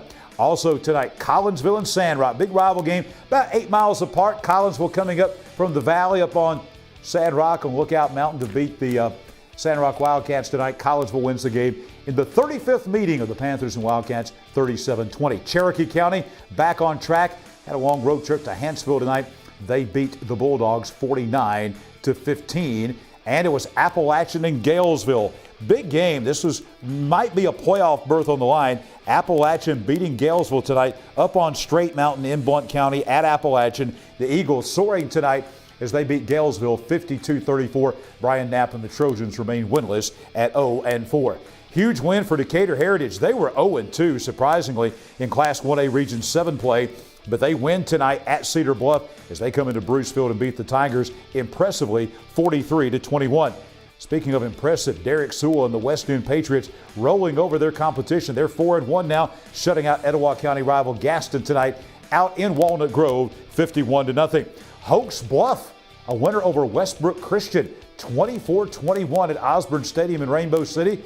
A bit of a surprise there. Hoax Bluff, though, has won 4 of the 5 meetings, and they win tonight over the Warriors 24-21. Plainview in Rainsville, bouncing back after that loss to Piedmont last week. They beat Glencoe by 3 touchdowns, 28-7. One of the great games tonight. This might be for the 1A Region 7 title, the way it's looking. Valley Head comes from behind. They win in Gadsden tonight against Coosa Christian, 35-33. Hartselle, number 6 team in 6A, wins at Gadsden City tonight, 16-9. Hartselle comes back to East Alabama next Friday night for another non-region game as they will be at Lamar Field in Oxford to take on the Oxford Yellow Jackets tonight. They beat Gadsden City 16-9. Etowah beats Good Hope 35-6 tonight at Jim Glover Field in Attala. And the Sardis Lions in a battle of Lions at the Lions Den in Sardis beats Crossville 36-14. 3 big games across the state of Alabama tonight. Number 3 in 4A, Andalusia. The Bulldogs, wow, 49-7 over Montgomery Academy tonight. That was in Montgomery. Also tonight, another big game in the state was down on the Gulf Coast. A top 8 matchup in Class 5A. Number 1, UMS Wright Prep beating Viger 10-7. And a big 7A game in Metro Birmingham. Hoover does it again. Number 6 Hoover beating number 5 Hewitt Trussville. The score there was 17-7. Time to open the voting up for our Farmers and Merchants Bank Spirit Scholarship. Here's the way this works. We're kind of in the primaries now. We're taking a couple of schools a week and you are voting. You go to High School Football Alabama's Facebook page beginning at midnight. That is in 49 minutes. The voting will be open and it will be open all the way until 12 noon next Friday, the 23rd of September. Tonight, the 2 schools we're voting for to kind of narrow it down are Weaver and also Oxford tonight. Representing, here are the nominees for the Weaver Bearcats. The female athletes are Madison Ashley. She is a volleyball and softball and basketball player with a 4.13 GPA. Also, we have Denia Brown, volleyball and soccer player, a 3.87 GPA. The 2 male scholar athletes from Weaver High School are golfer Nick Ledbetter, a 3.96 GPA, and also wrestling and baseball player Anthony Usry with a GPA of 4.20. Now, the Oxford Yellow Jackets, their 2 female nominees, great basketball player here, Justice Woods on the female side, a 4.45 GPA, most impressive. Also, Abby Mitchell, volleyball players with a 3.91 GPA. On the male side of things, you've got Curtis Sanders, football player, with a 4.04 GPA. And then you've got track star Noah George. Look at that GPA, a 4.67 for the Oxford Yellow Jackets. Again, you can go to High School Football Alabama's Facebook page. You just like the picture of the one that you want to vote for tonight, male and female, for Weaver and for Oxford. And that contest open all the way until 12 noon. It starts at midnight tonight, all the way until 12 noon next Friday, September the 23rd. And the winner overall gets a $1,500 apiece, male and female, college scholarship courtesy of Farmers and Merchants Bank. Farmers and Merchants Bank, they have brand new vertical spirit cards that are out. We're going to show you those here next week on After the Game. They've got a new branch being built in Center, and of course, they have awarded over $20,000 in scholarship money in just the last 4 years. Farmers and Merchants Bank, great supporters of high schools here in East Alabama. When we come back, we're going to talk some great football with the Oxford Yellow Jackets. Voice of the Oxford Yellow Jackets, Barry Thompson's with us. Before that, though, it's time for our next Team 1 Chevrolet of Gadsden Extra Point. In the latest reclassification by the AHSAA for the 2022-23 school years, the largest school in the state is now Auburn High School. The Tigers have 2,132 students in the top 3 grades, 85 students more than the next largest school, which is Hoover. They're also the number 1 ranked team in the state in the 7A poll. And last night, they beat Lee of Montgomery 58-7. Big things happening for the Auburn Tigers at Auburn High School. When we come back, we'll talk Oxford High School on a Football Friday night. Hi, this is Jimmy Newman from Oxford Lumber. I've kicked off many times in my football days, and that's an exciting play. When you're ready to kick off your next building or remodeling project, let us make sure you start your project off right, with the right material at the right price so you can score big and get the job done. Stop by and see our local guys with over 60 years of experience serving you. Come by any one of our 4 locations in Oxford, Talladega, Jacksonville, Roanoke, and don't forget about our low price guarantee. In Alabama, school spirit is in the air on Friday nights. At Farmers and Merchants Bank, we're giving our customers the opportunity to show their school spirit every day with our new Spirit debit card. We've designed a unique card for every Calhoun County school that includes the school's logo. So every time you use the card, you're showing your school spirit. Come in and get your school spirit debit card today. We've got spirit at F&M Bank. Service, solutions, and strength. Member FDIC and equal housing lender. I can't imagine life without Gwen, but we came dangerously close. I was having chest pains. Luckily, there was a hospital nearby that quickly discovered one of her arteries was 100% blocked. A hospital with life-saving technology and the latest in cardiac treatment, with an experienced team of doctors and nurses focused on fixing Gwen's heart. What hospital had all of that? It was all right here at RMC. Your neighborhood Grub Mart is your one-stop shop for everything you need when you're on the go. Grub Mart features the best prices on Coke and Pepsi products and is the home to the 99-cent bag of ice every day. And Grub Mart is your exclusive home for the popcorn bucket. Purchase yours for only $5.99, then bring it for free refills throughout the year. And save every day with your Grub Mart Super Saver card. When you're on the go, it's good to know Grub Mart has everything you need. Gas, diesel, and delicious Oleo donuts. In business over 78 years, visit your local Grub Mart today. Aniston Orthopedics continues to provide a legacy of outstanding sports injury care on and off the field, keeping our players in the game. Aniston Orthopedics offers our Saturday morning sports injury clinic from 8 to 10 a.m. throughout the high school football season. Aniston Orthopedics also offers full-service physical therapy and occupational therapy departments. To learn more, visit our website at www.anistonortho.com. Aniston Orthopedics, located in the Tyler Center adjacent to RMC.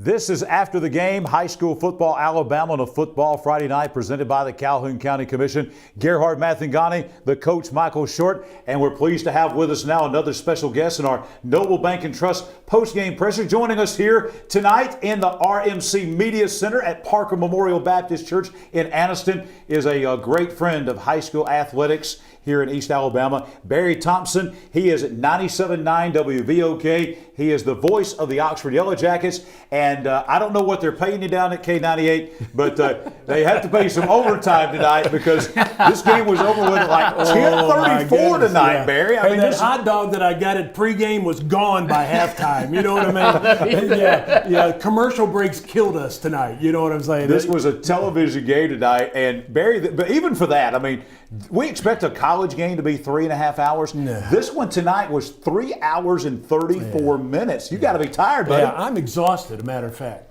But I was excited about coming and being with y'all tonight, especially my buddy here beside me, my sidekick from last year. But, yeah, it was a great game. Oxford played right all the way through the first half. They were in the ball game. It was 10-10 at one point with 1:30 left in the first half. Pinson Valley came and scored, but then Oxford drove the length of the field, kicked a field goal right at the end of the first half, 17-13.5. We were feeling pretty good. But when the second half happened, wow. Size showed up, and so did speed. Well, Gerhard and I were there for a lot of the first half of that game, especially the second quarter. And I was telling him going to the car with Don Wilson, we were talking about, just from a fan standpoint, that second quarter when we were there was really a really great football game to watch that second quarter. It was, absolutely. Oxford was showing out and doing some great things. But, I mean, we were outweighed maybe 60 pounds per person on the line. They had an offensive tackle on the right side that was 330. They had an offensive guard on the right side that was 313. And we've got guys that are 225. We were outweighed, and it really showed up the second half. Yeah. It really showed up. Gerhard, as we mentioned, well, we were there at the game for most of the second quarter, and I think that was probably the best time to be there because, as we talked about, that sequence that you just talked about in the second quarter, Gerhard, was really fun to watch from a fan standpoint. Exactly. Barry teed this up one perfectly because we got there with about 9 minutes to go, and it looked like there wasn't much scoring, only 10-0, so only 2 scores total, a touchdown and a field goal for Pinson Valley. But we go to Lamar Field, a great crowd there on hand, Barry. I mean, obviously, they're supporting their Jackets as Pinson Valley comes to town. 6th meeting in 5 years, 3 of them in the playoffs. So when they meet, it means something. This is a big 4th down play for the Oxford defense. Oxford down 10-0. They get the football back here after holding Pinson Valley out of a 1st down, and obviously it's Oxford football, and they make the most of it, taking advantage here. Very next possession. James Tapley, a 23-yard touchdown pass from Mason Mims. And guys, cue the lights. This might be one of the most energetic places to be. It scared me, Gerhard. I was not expecting it. You see this at college games all the time. I had to keep the camera going because the environment is just, it's intoxicating when you go when you do that, especially after a touchdown. The very next kickoff, guys, is another huge one for Oxford. They get the kickoff return after the on the pooch pump there. Javonte Figures gets the recovered kick, and then Ray Barrera, 33-yard field goal is good, and just like that, Barry mentioned it, it is 10-10 with just over 2 minutes to go in the half. And then Pinson Valley comes right back. Carlos Ivy hits Posey here, about a 12-yard play, and a 1st down there. And a little bit later, it is Ivy to Posey here for the touchdown, and just like that, it is 17-10. Pinson Valley responds after Oxford had the momentum early on, but Oxford comes right back right after that. This is Caleb Winn receiving end of Mims' pass, getting 28 yards here and a big 1st down for Oxford. They're marching late in the second quarter. And then Winn, screen pass right here. Watch right at the end of the play. You see him go down with the face mask. You can't end the half on a defensive penalty. So with no time left and on time down, you put Ray Barrera back on the field. He knocked one before. He knocks one true here. 17-13 is your score going into halftime. But as Barry mentioned it, the Indians was very strong there towards the end and that used that size and really leaned on them. 44-20, your final score. But Barry, that sequence of events there in the second quarter, I think really showed Oxford. They had to tell Oxford, hey, this team we're playing play toe-to-toe with Clay Chalkville a week ago, and we're playing toe-to-toe with them now. Right. Oxford has improved so much from last year, but they're still a young team. Their quarterback, Mason Mims, he's throwing over 80% in passes. He's going really good passing the ball. Got some great receivers. Nick Richardson, Judd Sire, really catching the ball very well. Got great hands, but tonight that defensive line really showed out. They overpowered our left side of the line, and Mason Mims just didn't have time to set up. Right. And they really played us on the second half. Well, and you and Coach Short can both talk about this because, last year Coach Short was your broadcast partner there on 97.9. And you guys have seen Oxford play a lot of football the last couple of years. So you two guys, better than as well as anyone, can kind of talk about the progress that Coach Sam Adams and this program are making. As you mentioned, they're young now, but they were unbelievably young for a 6A program last year. So you two guys just kind of tell us about the progression you've seen, because Coach, you've seen them play a couple of times this year, the progression you've seen of this Oxford program in the last 12 months. I'd like to say something about Sam Adams right off the bat. Great coach. Yeah. Yes. Great coach. Great 100%. Guy. A lot of integrity. And he's got great coaches around him. Yes. You can see some of the plays, how they have adjusted during different quarters and halves and stuff, how they've come out and really have played very well. Smart guy. Sam Adams is. My hat's off to him. Just a great guy. Yes. Great guy. And I think in long term, we'll see something from Oxford like we have in past years. Yeah, and we noticed last year, they were young last year, but now they're just 1 year older than that. They're still, I'm looking at the roster, there's some freshmen. There's a lot of sophomores. Your quarterback you talked about, the quarterback is a sophomore. They're still, they're fighting that transfer of people leaving, and then the injuries. Last year they were beset with injury after injury after injury, and they've had some this year again. Some of them to a running back, that tonight we noticed, everybody finally knows now that he's not going to be. Jaden Thomas is out for the year. Yeah. Which is a big hurt for us. You know. And just watching them get better each week. They are a little undersized, especially in the 6A region that they're in. But I think if, you put that half together tonight and stayed with them, you got to, as the season goes along, everybody they play are not going to be that way. They're not going to be that big. I saw on the film right there how big they are. Right. They were big last year. And they were big last year when we went to the playoffs against Pendleton Valley. And they played with them to right there at the end. And a lot of times that's what happens. You just get wore down. Right. By just the sheer size of the other team you're playing. Right. But they're doing all the little things right. You're watching the adjustments they make. That's what I watch when I look at a team that's well coached. All the adjustments they make from the first quarter to the second quarter and into the second half. Sometimes you can make every adjustment and be perfect and it not be enough. Right. You talk about young players. We had a 8th grader starting last year at a defensive end, Keenan Britt. Wow. And now he's a 9th grader, and man, has he improved from 1 year. Just a 9th grader, he's showing out. Right. You know, we played Huffman last week, and I don't know how many tackles he had last week. Just unbelievable. But we do have young players on the team. But we do have some seniors and some experienced guys. But the young players, Mason Mims, the quarterback you were mentioning, Coach, you know, he's just a sophomore.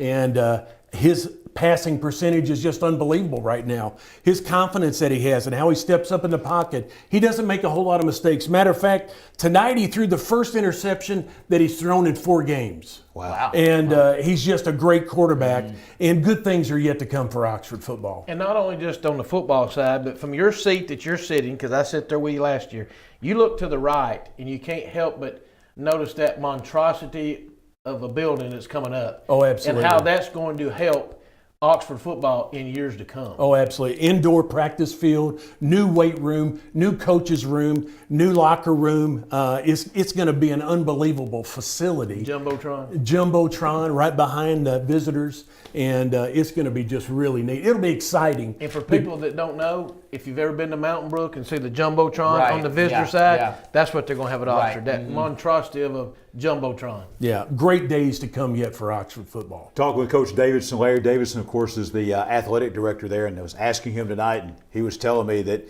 they're looking at April. That's the target date. May not make that. You know, weather's going to be a big factor in that, but certainly by next football season, all of these amenities, and they're too numerous to mention, are going to be in place. One amenity, though, that I want to ask you about that has been a topic of a lot of conversation, Barry, in Oxford, has been the new helmets, because they went with these gold helmets. And, you know, Coach Adams was talking about at Media Day, Rydell makes the helmets, and it's a color. It's called Oxford Gold. It is a special color.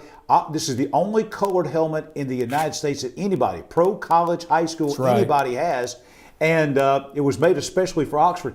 I'll tell you, I love them. Yeah. I think it's one of the sharpest looking helmets and one of the sharpest looking uniforms in the state of Alabama. I really do. Yeah, they really back up the team. The city of Oxford does, and they do. The helmets are just unbelievable, but their uniforms and how they go in different colors when they go to away games and stuff. Oxford's just a very class team. You see a little bit of that, them playing in the helmets there and their jerseys, and the guys are just really good. I work with FCA as well. Yes. And I meet with the Oxford football teams on Tuesday mornings, and I get to meet some of the guys and talk with them. These are class guys. And the coaches are really pouring in integrity to these kids. It's really awesome to see what the coaches are doing with these kids. Now, they're not only good football players, but they're making good young men out of them.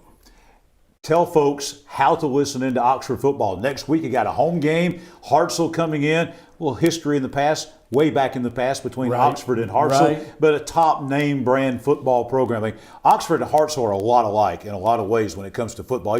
Tradition, just oozing tradition, Oxford and Hartselle. Yeah. But there's going to be a lot of away games where folks playing in the Birmingham Metro, a lot of times folks from Oxford can't get there, but the way they can listen in and find out everything going on. Tell us about your crew, your team, and how folks can listen in. 97.9 on the FM dial. You can get us online as well. And we've got a app that you can download and listen to us on. And so you don't have to worry about a bad signal, as we had sometimes last year when we went way out in the sticks. Scottsboro? Scottsboro. I don't know if they got, on a telephone. But yeah, there's a lot of different ways you can listen to us, and just an exciting radio station, a lot of good programming. But I love what Chuck's doing with the football team and the broadcast. It's exciting, and I think we put together a good team that makes it entertaining, and you can understand what's being going on in the football game if you listen to us. It's a lot of fun. A lot of fun. I enjoy it. Barry, my wife sometimes listens to you because she likes to hear you on the radio. and she says you do an excellent job. Well, thank you. And I forgot tonight. I'm gonna go ahead and be honest with you. I forgot the candy corn and Oh, candy. my! You But promised. I'm gonna get it to you. I was so worried about a Valley Dog tonight. I forgot about your candy, and I'm We gonna eat get so you one. healthy around here. Valley Dogs and candy corn. Yeah. But just remember, when you go on the road this year, this is how you remember me. Every time you pass a Dollar General, Yeah. you make sure that you absolutely. clock that off. They You know, don't John that is secret. talking about Hartsville coming in next week. You know, that'll be one of our last home games, one of our last ones. We'll have 3 on the road right after that, and then we'll end up the season back at home again against Jacksonville. So, yeah, it's going to be an exciting game. But I tell you what, the folks from Oxford, they really support us. Last week we went to Huffman, and we had a great crowd at Huffman. So the people are following the guys and the band, and it's just a great atmosphere. Oxford was really star-studded tonight. Not only Barry was there in the house, we also had Braden Joyner, a former Oxford High School star, here talking with John. And John, this is really special because you've known him ever since he was, probably came up to your ankles. Well, I've known Braden since he was in kindergarten. Obviously, he's a lot bigger now. Braden Joyner, a 4-star offensive lineman for Keith Etheridge and the Auburn High School Tigers. But you see the Auburn jersey there. And, I don't hug many people that wear Auburn stuff outside of my family. And so anyway, Braden, I've known Braden since he was this high. Great young man. Going to go play for the Auburn Tigers for Coach Brian Harson, the team. He was back up because, as we mentioned, they played last night. Right. And Braden's just, most folks don't realize that Braden Joyner started at Faith Christian School here in Anniston all the way up to about 6th grade. And so did Oxford's Sam Robertson, who was the starting quarterback before he got injured. He started at Faith Christian School as well. So. You know, the bad thing about Sam, you mentioned him, we were playing Huntsville. Sam scored 4 touchdowns. Wow. Had some great receptions. And then, of course, an injury came up on him. But we're hoping he'll be back in about 4 or 5 weeks yet. Yeah. But Sam Robertson is a great ball player. Certainly, the 2023 class, the graduating class 2023, That's really, right. really talented. We're going to very quickly go through the 6A regions. We have 2 of those here in East Alabama. One of those, of course, involving Oxford. Hartsville's opponent from tonight was Gadsden City. We're going to take a look at them.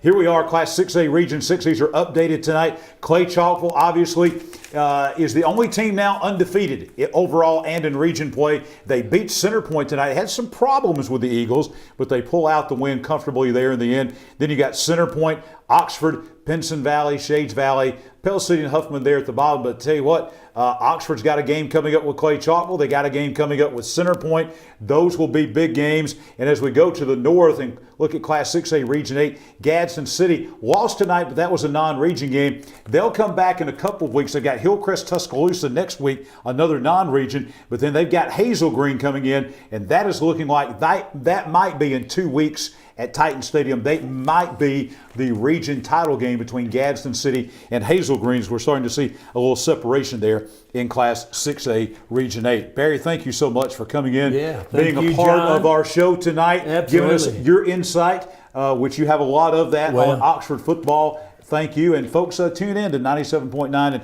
listen to Oxford football throughout the year. Thank you. Absolutely. Thank you. Roll Tide. And go Big O. RMC. Let me tell you about RMC. This is an important month because at RMC right now, let me tell you what they're doing. They have in the month of September, this is Prostate Cancer Awareness Month. That's important, men. And RMC Urology is providing free prostate screenings all month long in September. Not many days left. Call them to schedule your free screening at 237-6717, the RMC Media Center. It's wide open and crazy tonight here on Quintard Avenue in Addison at Parker Memorial Baptist Church.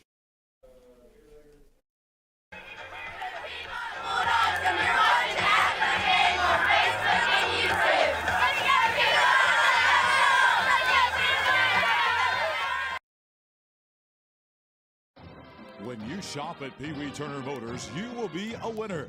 As lifelong supporters of East Alabama athletics, we at Pee Wee Turner Motors would like to invite you to check out our quality inventory of trucks, cars, and SUVs at PeeWeeTurnerMotors.net. We always guarantee credit approval and look forward to serving you and your family at Pee Wee Turner Motors on Quintard Avenue, Anniston. Cash back. Plain and simple. That's what you'll get on the Noble Bank Cash Back account. No tricks, no gimmicky names, just free accounts that pay you cash back. If unlimited transactions, fraud protection, and refunds on ATM withdrawal fees nationwide sounds like your kind of banking, visit us at noblebank.com and learn more about the Noble Cashback account. Welcome to personal banking. Welcome to Noble Bank and Trust. noblebank.com, member FDIC. Are you ready for some football? Come in all month long and take a test drive at Team 1 Chevrolet and have a chance to win an Alabama, Auburn tailgate, or the ultimate tailgate package. Log on to ChevroletofGadsden.com for complete details. Chevrolet of Gadsden, where everyone's a winner. Someone's going to win an Alabama tailgate, someone's going to win an Auburn tailgate, and somebody's going to win the ultimate grand prize, including grill, generator, and big screen TV. Chevrolet of Gadsden, home of the best people, the best service, period. Your home is a reflection of you, whether that's classic, farm style, or something unique. We at Ted's Carpet and Floor understand that, and we'll help you through the selection, finance, and installation process. We have an extensive selection of designer tiles, carpet, laminate, and hardwood. Let us help you choose the perfect granite or quartz to customize your kitchen or bathroom. We offer free in-home measurements, estimates, and design consultations. Ted's Carpet and Floor, your style, our passion. The Calhoun County Commission, made up of J.D. Hess, Danny Shears, Fred Wilson, Carolyn Henderson, and Lee Patterson, ask you to take a look at what Calhoun County has to offer. Beautiful parks, neighborhoods, recreational facilities, historic sites, and museums. Our citizens enjoy a high quality of life and strongly support the arts. If you are considering expanding or starting a new business, take a look at what Calhoun County has to offer. You'll be glad you did. Awards to remember, only a few months away from celebrating 40 years in business. They were named as one of the top 10 dealers in the Southeast for plaques, trophies, medals, and all types of awards. They have completely redesigned their website, awardstoremember.com, one of the best websites in the nation. From school awards to corporate recognition programs, they are the only name you need to know. Also a full line of screen printing and embroidery. Awards to Remember, located on Alabama Highway 144 in Ohatchee and at awardstoremember.com. We appreciate all the folks checking us out on Facebook and on Twitter and all of our platforms. But here's just some of these. Brian Jennings, great show. Gary Howell. Seeing Coach Ginn and Coach Short together brings back a lot. That was the goal tonight of Heflin versus Alexandria rivalry games. 1994 was a year I'll never forget.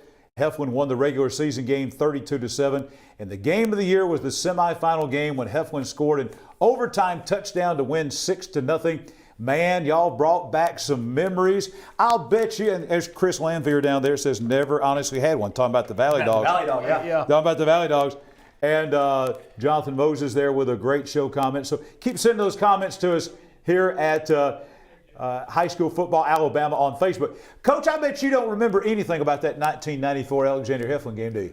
When did they play? Yeah. that was one that you talked about crowds. That was a crowd that people came on Thursday and started putting their stuff out. Wow. And then the next thing you know, we looked in the semifinal game. It's supposed to be a playoff game, but we had to bring in extra seats in the bleachers. We even put up a scaffold behind Alexandria's side where Miss Ginn and their coaches could stand up on a scaffold so they wouldn't have to stand on our side. I was at that game and there was no sitting. Nowhere. We stood the entire time. And that's just one of the many great Alexandria and Cleveland County games through the years. Guys, we're going to roll through some more regions now. Class 2A is where we are now. Class 2A Region 4. And the big game tonight, and I have a feeling this is going to have a big impact on who wins this region, was that game tonight in Vincent where B.B. Comer squeezed past the Vincent Yellow Jackets 36-35. But I'll tell you, there's another team looming out there, and in 2 weeks, B.B. Comer's got Sachs next week,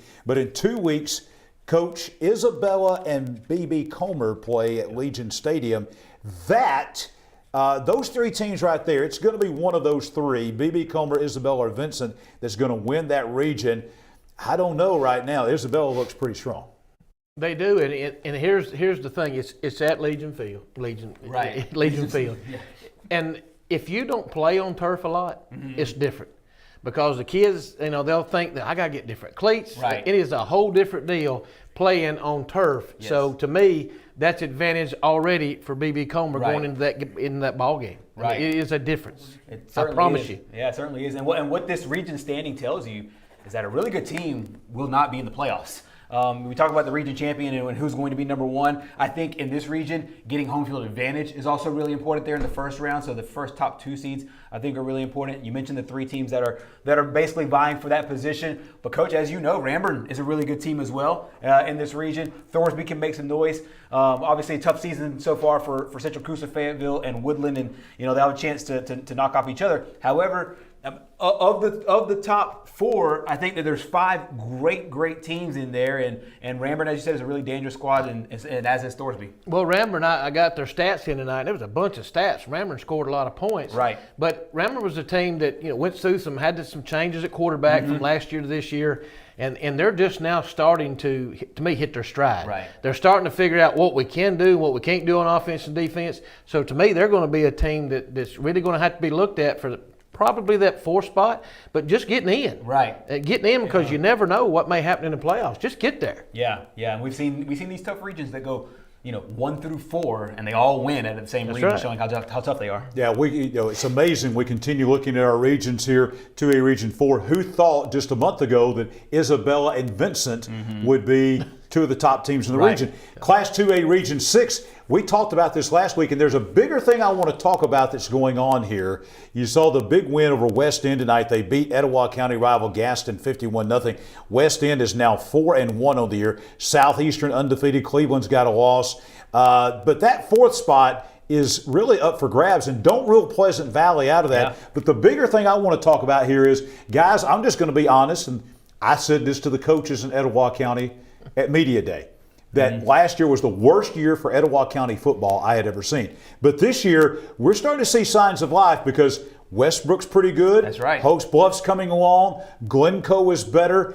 Gadsden City is showing some signs of life. Etowah is very good. West End looks like they're setting up for a special season as well. I think Sardis is improved. They won their 2nd game tonight. Coosa Christian, had one, even though they lost a heartbreaker tonight, they've got one of the best wins that they've had. I think even Gaston is, even though they're 1-3, I think they're improved. What I'm saying is, guys, I think Etowah County from top to bottom is better. They're on the right track. They're coming back. Yeah, they certainly are. And it is good to see teams that were down last year take some lumps early on this year and still be resilient. You think of a team like Gadsden City, they gave up 100+ points in their first 2 games. They've come back and looked really nice here lately. Hoax Bluff didn't look very strong at the beginning of the season. We saw them in their game against Southside. Picked up a nice win today over another team in the county. And then you also have a team, in my opinion, like Glencoe.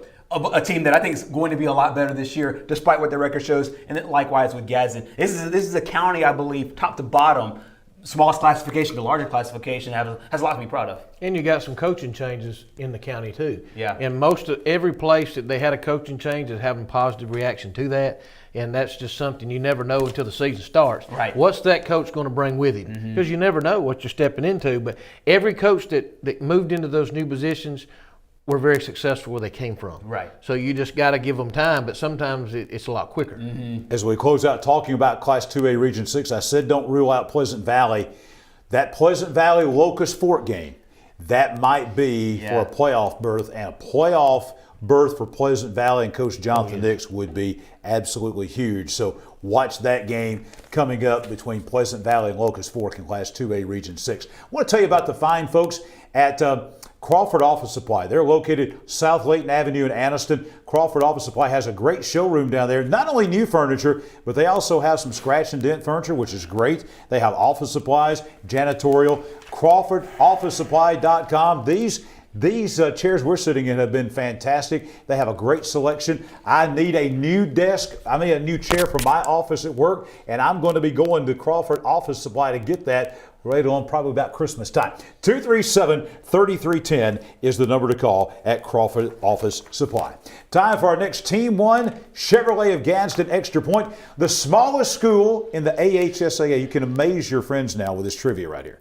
According to the 2022-23 reclassification, is Elwood Christian Academy in Selma. The enrollment of 36 students in the top 3 grades, and Gerhard this is blowing Gerhard's mind, is actually even smaller when you factor in the 1 to 1.35 ratio for private schools. The state's smallest public school is Amelia L. Johnson High School in Thomaston in Marengo County.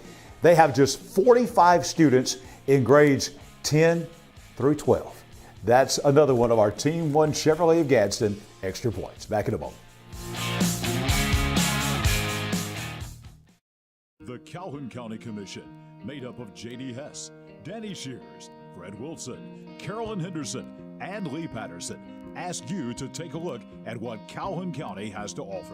Beautiful parks, neighborhoods, recreational facilities, historic sites, and museums. Our citizens enjoy a high quality of life and strongly support the arts.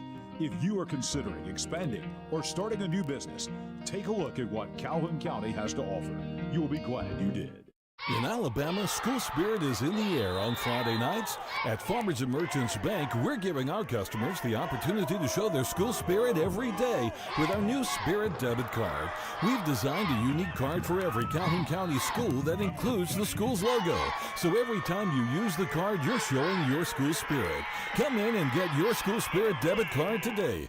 We've got spirit at F&M Bank. Service, solutions, and strength. Member FDIC and equal housing lender. As a social worker, my cousin devotes her career to helping others. But when she was diagnosed with cancer, she was the one who needed help. She needed a hospital with an accredited cancer program and the latest in technology and care options. Plus, a compassionate team of doctors, nurses, and counselors with treatments that fit her schedule. So where did she find all that? Right here at RMC.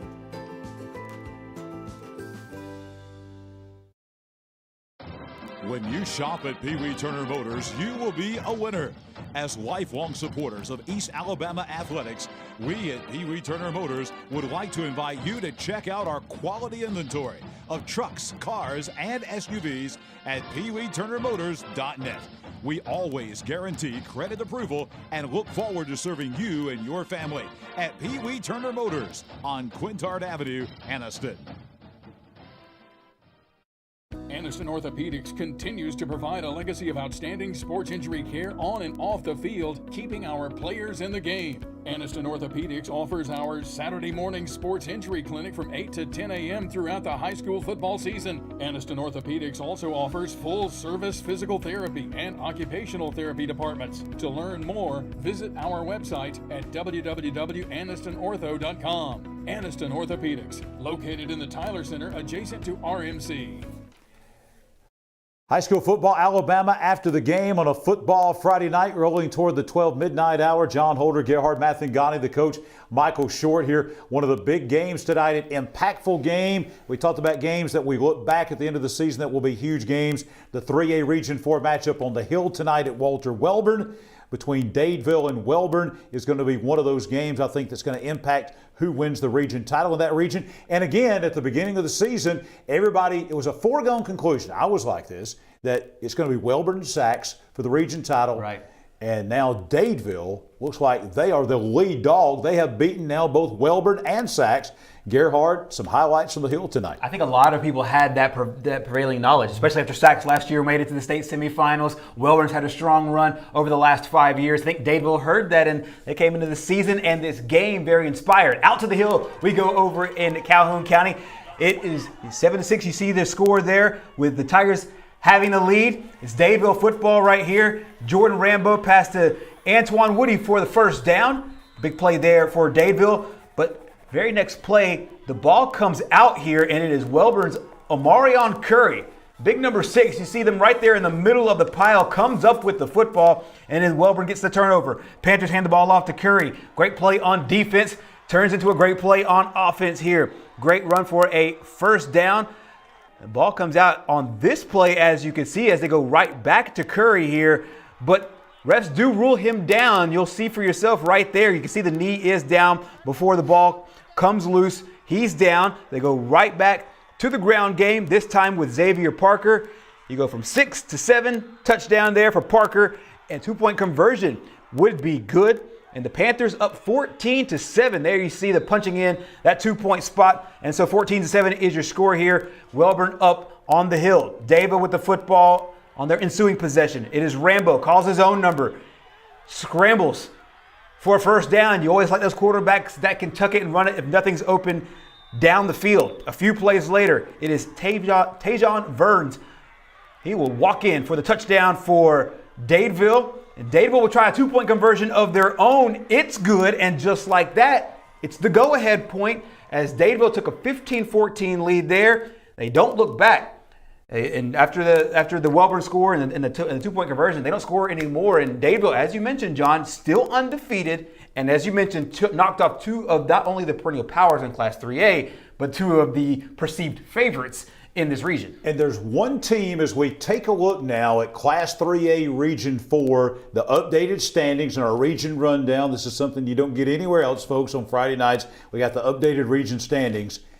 There's one school that we haven't mentioned that Coach Short has seen, and he's going to tell us about, and that is Randolph County. There's a lot to be decided in this region, especially where those top 4, Dadeville, Randolph County, Sachs, Welborn, I think it's kind of a foregone conclusion that those 4 will be maybe the top 4 out of here. But the order they're going to be in remains to be seen. And Coach, the one team that has the key to all of this is Randolph County, because they haven't played Dadeville. They haven't played Sachs. They haven't played Welborn. They still are going to play those. So this is kind of the mystery team here in this region is Randolph County.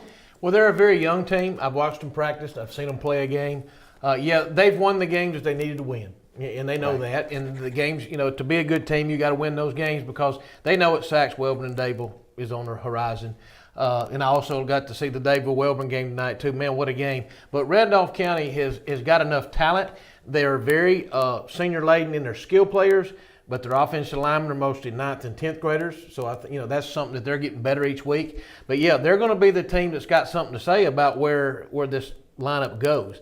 I think they're really just trying to get in, right? In the playoffs. And if you really look at it and you look at them and some of them other teams, I think Randolph County may be just a little bit young on their offensive line to maybe be a first or second, but they're going to definitely have something to say about who gets where in the pecking order. Interesting non-region game, Gerhard, next week. Yeah. Randolph County and Wadley County rival game. Exactly, and I think you teed this up perfectly because the last time that we saw Wadley play in a really huge game, now they've had great games really all year long. Beginning of the season didn't work out so well for them, but defensively, when they shut out Spring Garden, I think that was the game that really turned things around, beat Spring Garden 9-0. And John, that actually tees up my point kind of well because Randolph County, as of right now, outscoring their opponents, wait for it, 140-31.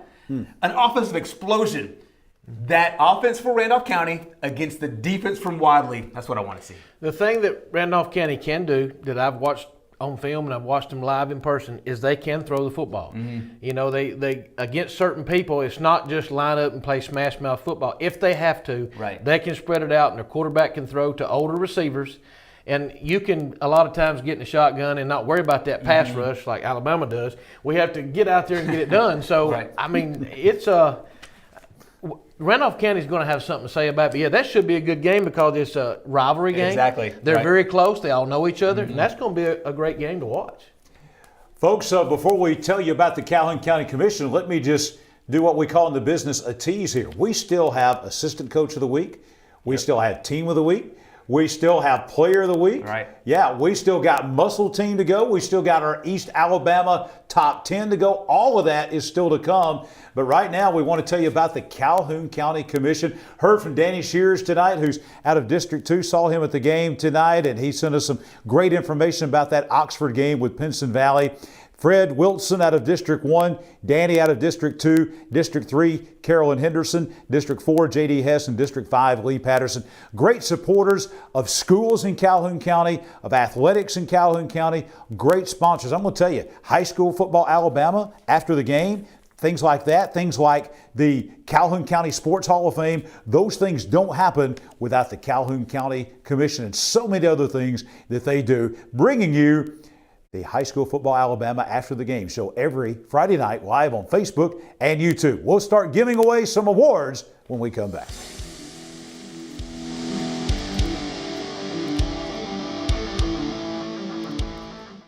Are you ready for some football? Come in all month long and take a test drive at Team 1 Chevrolet and have a chance to win an Alabama, Auburn tailgate, or the ultimate tailgate package.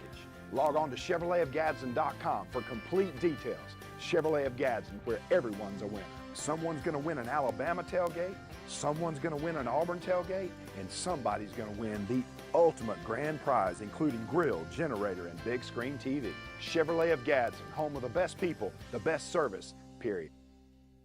Your neighborhood Grub Mart is your one-stop shop for everything you need when you're on the go. Grub Mart features the best prices on Coke and Pepsi products and is the home to the 99-cent bag of ice every day. And Grub Mart is your exclusive home for the popcorn bucket. Purchase yours for only $5.99, then bring it for free refills throughout the year. And save every day with your Grub Mart Super Saver card. When you're on the go, it's good to know Grub Mart has everything you need. Gas, diesel, and delicious Oleo donuts. In business over 78 years, visit your local Grub Mart today.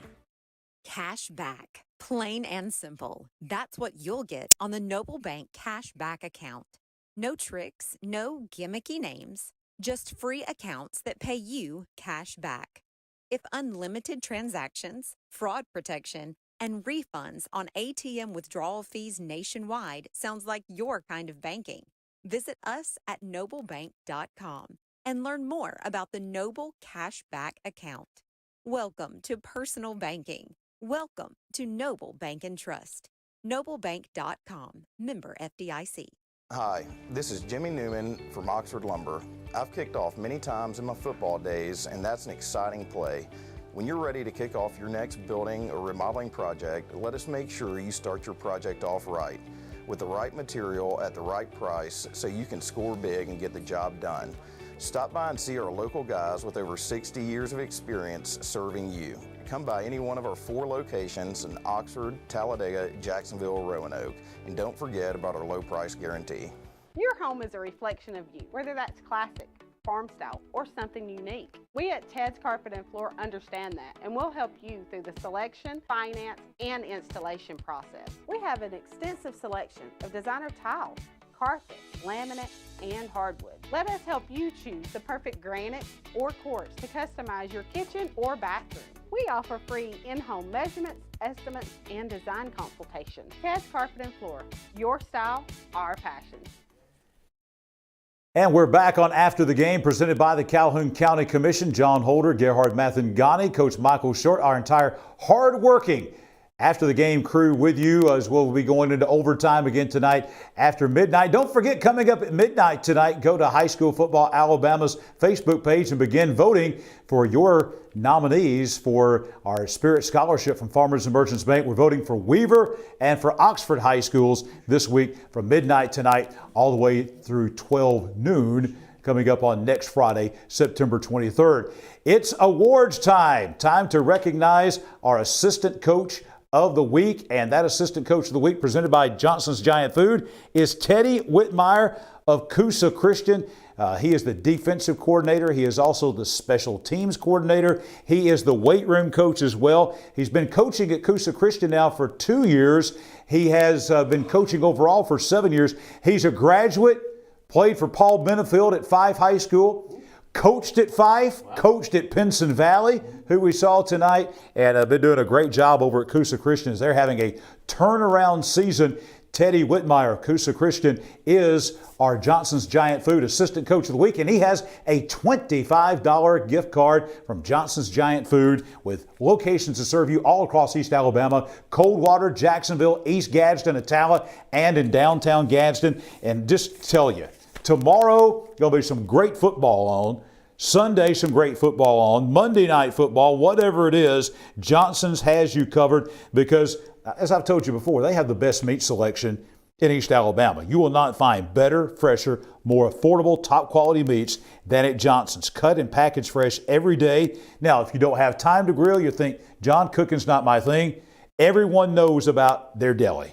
It's phenomenal. The Johnson's Deli in all 5 locations, they have smoked meats already prepared, fried chicken, chicken fingers, chicken salad, And then everything else you need to go with your tailgate or your meal, they have all of that at Johnson's. They've got all your snacks and chips and drinks, and their bakery is phenomenal. Johnson's Giant Food, 5 locations to serve you: Jacksonville, Coldwater, East Gadsden, downtown Gadsden, and in Attala. More awards to come. Player of the Week, Team of the Week, Muscle Team, East Alabama Top 10, all still to come on After the Game. Aniston Orthopedics continues to provide a legacy of outstanding sports injury care on and off the field, keeping our players in the game. Aniston Orthopedics offers our Saturday morning sports injury clinic from 8 to 10 a.m. throughout the high school football season. Aniston Orthopedics also offers full-service physical therapy and occupational therapy departments. To learn more, visit our website at www.anistonortho.com. Aniston Orthopedics, located in the Tyler Center adjacent to RMC. The Calhoun County Commission, made up of J.D. Hess, Danny Shears, Fred Wilson, Carolyn Henderson, and Lee Patterson, ask you to take a look at what Calhoun County has to offer.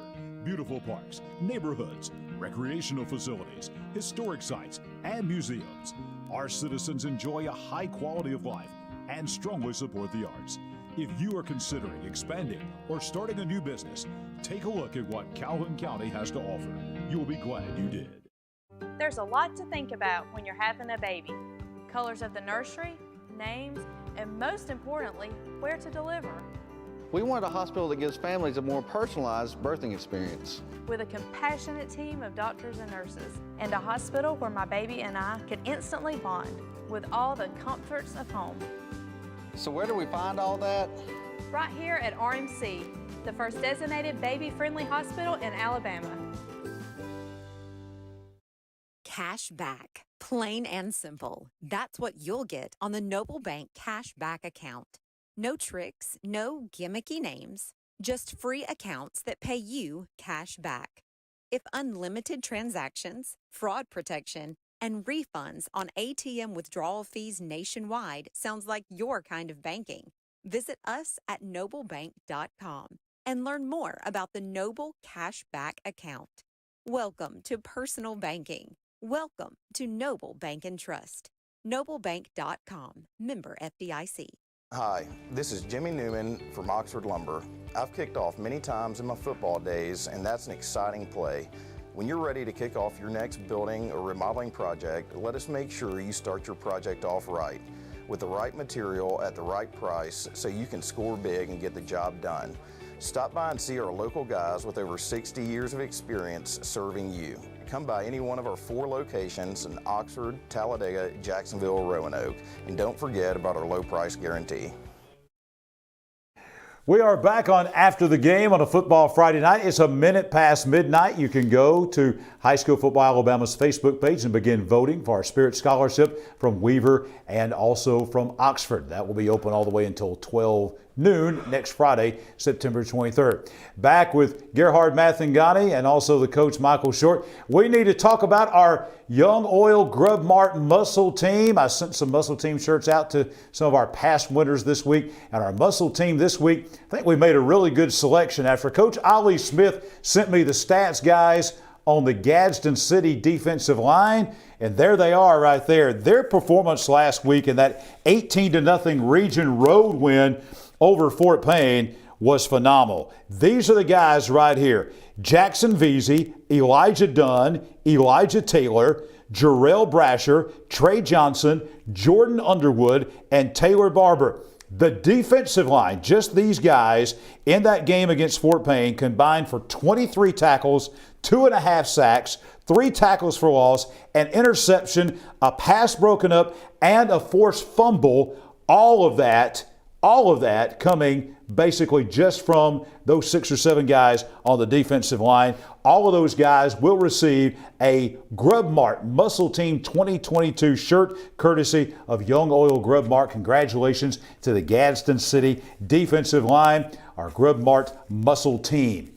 Now we're going to talk about Class 3A Region 6 and some surprises in this region tonight, guys, as we take a look at the standings in this region. Not a shocker that Hopes Bluff beat Westbrook, maybe a little bit of a surprise, but I think the big surprise to me was up on the mountain. Sylvania and Geraldine played tonight, And Sylvania beat Geraldine 41-24, beat them pretty handily. So as we take a look at the standings here, Piedmont now, they're kind of like Clay Chalkville in the 6A Region 6 region, 3A Region 6. They're the only team left at the top, undefeated. Not undefeated overall. They've had that loss to Cherokee County, but they are undefeated in region play. Geraldine took a loss. They got Hoax Bluff with a loss. You got Sylvania with a loss. Westbrook now has a loss. So, guys, there's a log jam. Behind Piedmont, you've got 4 teams basically tied for second place. And I wouldn't even rule out Plainview at this point in this region. This is going to be really interesting what happens in this region.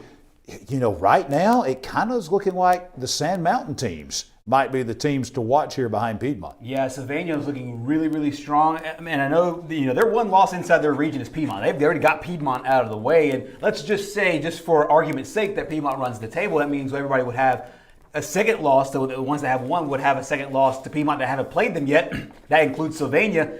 But you talk about a Hoax Bluff team, I mean, this is a kind of game that you need to win when they got the big win today over Westbrook Christian that can vault you into the playoffs. Now, their losses to Geraldine, Geraldine's losses to Sylvania. So we're going to have a lot of topsy-turvy games when we look back later on. We may have tiebreakers in this region. Right. And it's one of those things where coaching, it's always interesting to me because football is unlike any other sport because you can directly look back to a game in September and say, had we won that, or had this team won that, they're in, they're out, they're second, they're first, they're third. There's so many things that rely on not just getting hot late in the year. Well, what these coaches are doing right now is they're all looking at their schedule, and I know they're looking at their region schedule. I understand that. But right now they're pointing toward their non-region schedule. Yeah. Because when you get a log jam like that and you can't figure out where everybody's going to be, we pretty much put Piedmont at the top. But after that, it's going to come down to some of those non-region games that you're going to have to win. Mm-hmm. And to me, the one team that has not won a region game but might have a say-so in it will be Glencoe. Yeah. Because they're going to get better and better each week. And it may not be one of the bigger teams, but they may knock one of those teams out of being fourth. Right. And you just got to keep an eye on them. But again, tonight, these guys are looking, all right, guys, everybody in the state next week's got a non-region game. We got to win it because we may need it for tiebreaker. Exactly. And I think it's more so interesting because you take that breath in the non-region week next week. And as you mentioned, everybody now focuses on their non-region game. While everybody else might say it's non-region, doesn't really count towards the playoffs. The teams in this region, yes, it does. Yes, it very much so will count towards the playoffs. And so it'll be interesting to see how it all unfolds next week and finding out the teams that play like a team like Piedmont. They'll play at Anniston. They'll go up in classification and they'll play a really strong football team. Other teams, schedule the way that they can, being able to schedule up within classification or schedule down. So just the machinations of all of this are really important too. Because sometimes you could take a mental break in a non-region game, but you can't hear. Well, some guys will schedule a win. They look at it, we can get that win. But that sometimes it's not. If you're scheduling a win, you're wanting that win, but you're wanting that win because that team's got a lot of wins themselves. Right. So if they're a bad team, they don't have any wins, it's not helping you. Exactly. So you got to look at that schedule and say, all right, guys, we're playing somebody that's got a lot of wins. We need this one because we're going to need those wins sometime at the end of the year. Right. Since this program began back 3 years ago on radio, one of the first people that made this show possible for you to listen to and watch on Friday nights was Pee Wee Turner Motors on South Quintard Avenue in Anniston. They have been in that location for over 50 years in the car business, been there since 1969. PeeWeeTurnerMotors.net. See Lance, Tara, Becky, or Dee Dee, 512 South Quintard Avenue in Anniston. They are phenomenal used car folks. And you go to Pee Wee Turner Motors or see them on South Quintard Avenue in Anniston. Once you buy that fantastic car from Pee Wee Turner, you got to put some gas in it. And the place to go is Grub Mart. And Grub Mart not only has quality young oil gasoline, but they also have for you the 99-cent bag of ice. They have in Jacksonville the Oleo donuts. They have the Grub Tub where you can take that in. Even last year's Grub Tub, you can take it and get basically 2 years for one all the way through August 31st of next year. Grub Tub bringing you the Muscle Team, those Muscle Team t-shirts that'll be going out to Gadsden City next week. Still to come, we've got our Player of the Week, Team of the Week, and our East Alabama Top 10 right here on After the Game.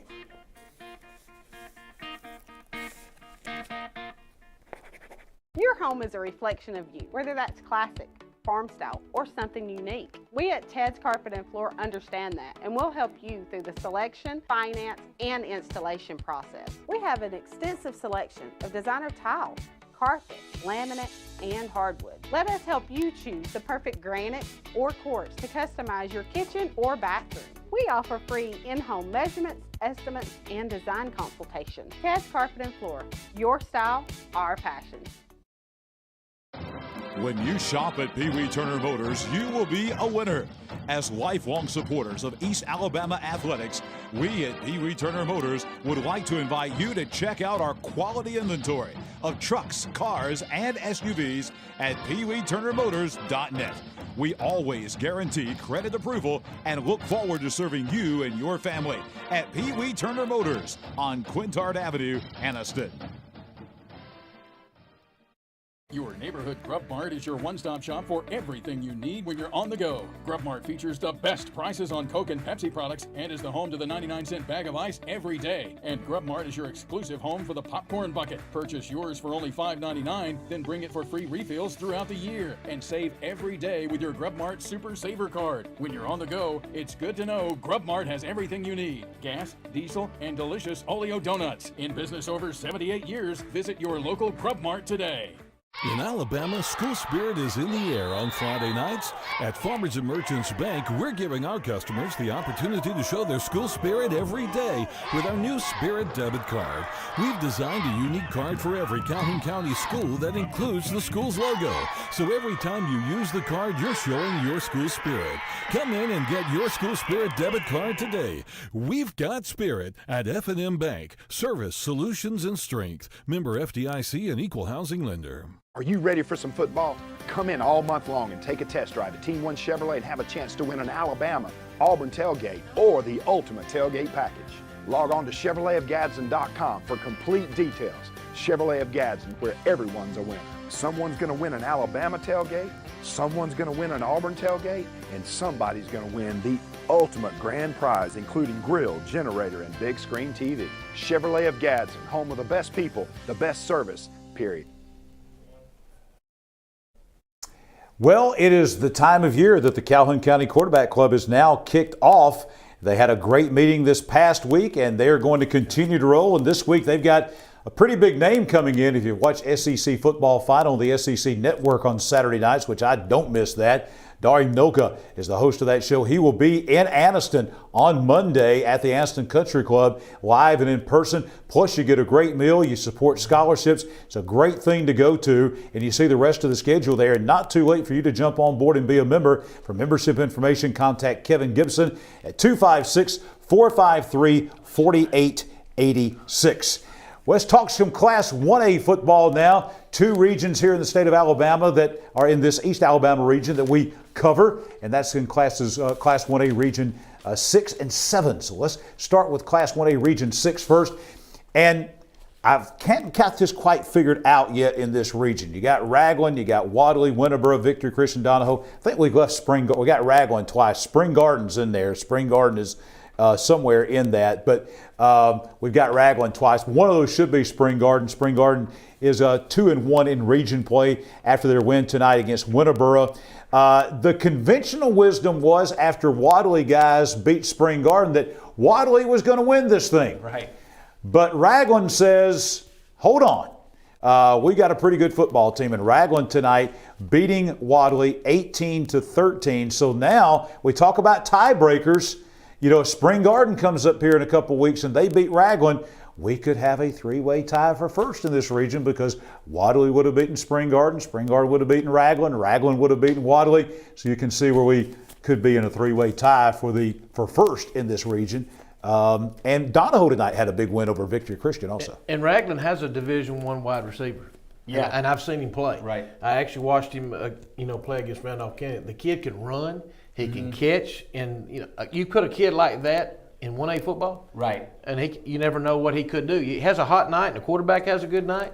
They could beat anybody on that schedule right there. Exactly, and you talk about when it comes to 1A football, and you've said this a lot, and it's really resonated with me throughout the course of the season, is that defense really matters in small school ball, mainly because you have a lot of guys going Ironman, and I would think that it means even more so as you get later and later into the year, and you need some of these guys really to step up. And like you said, to have a game breaker like him, and I don't know how much defense he plays, but he can affect so much of the offense that it really puts pressure on the defenses to come out and really play well. I watched him make about 15 tackles against Randolph County. So he plays Ironman football, but I watched him play just as hard in the second half, in the third quarter and fourth quarter as he did in the first half. So he's a good player. So, Ragnall's got a chance right there with a guy like that against any of those teams on that schedule.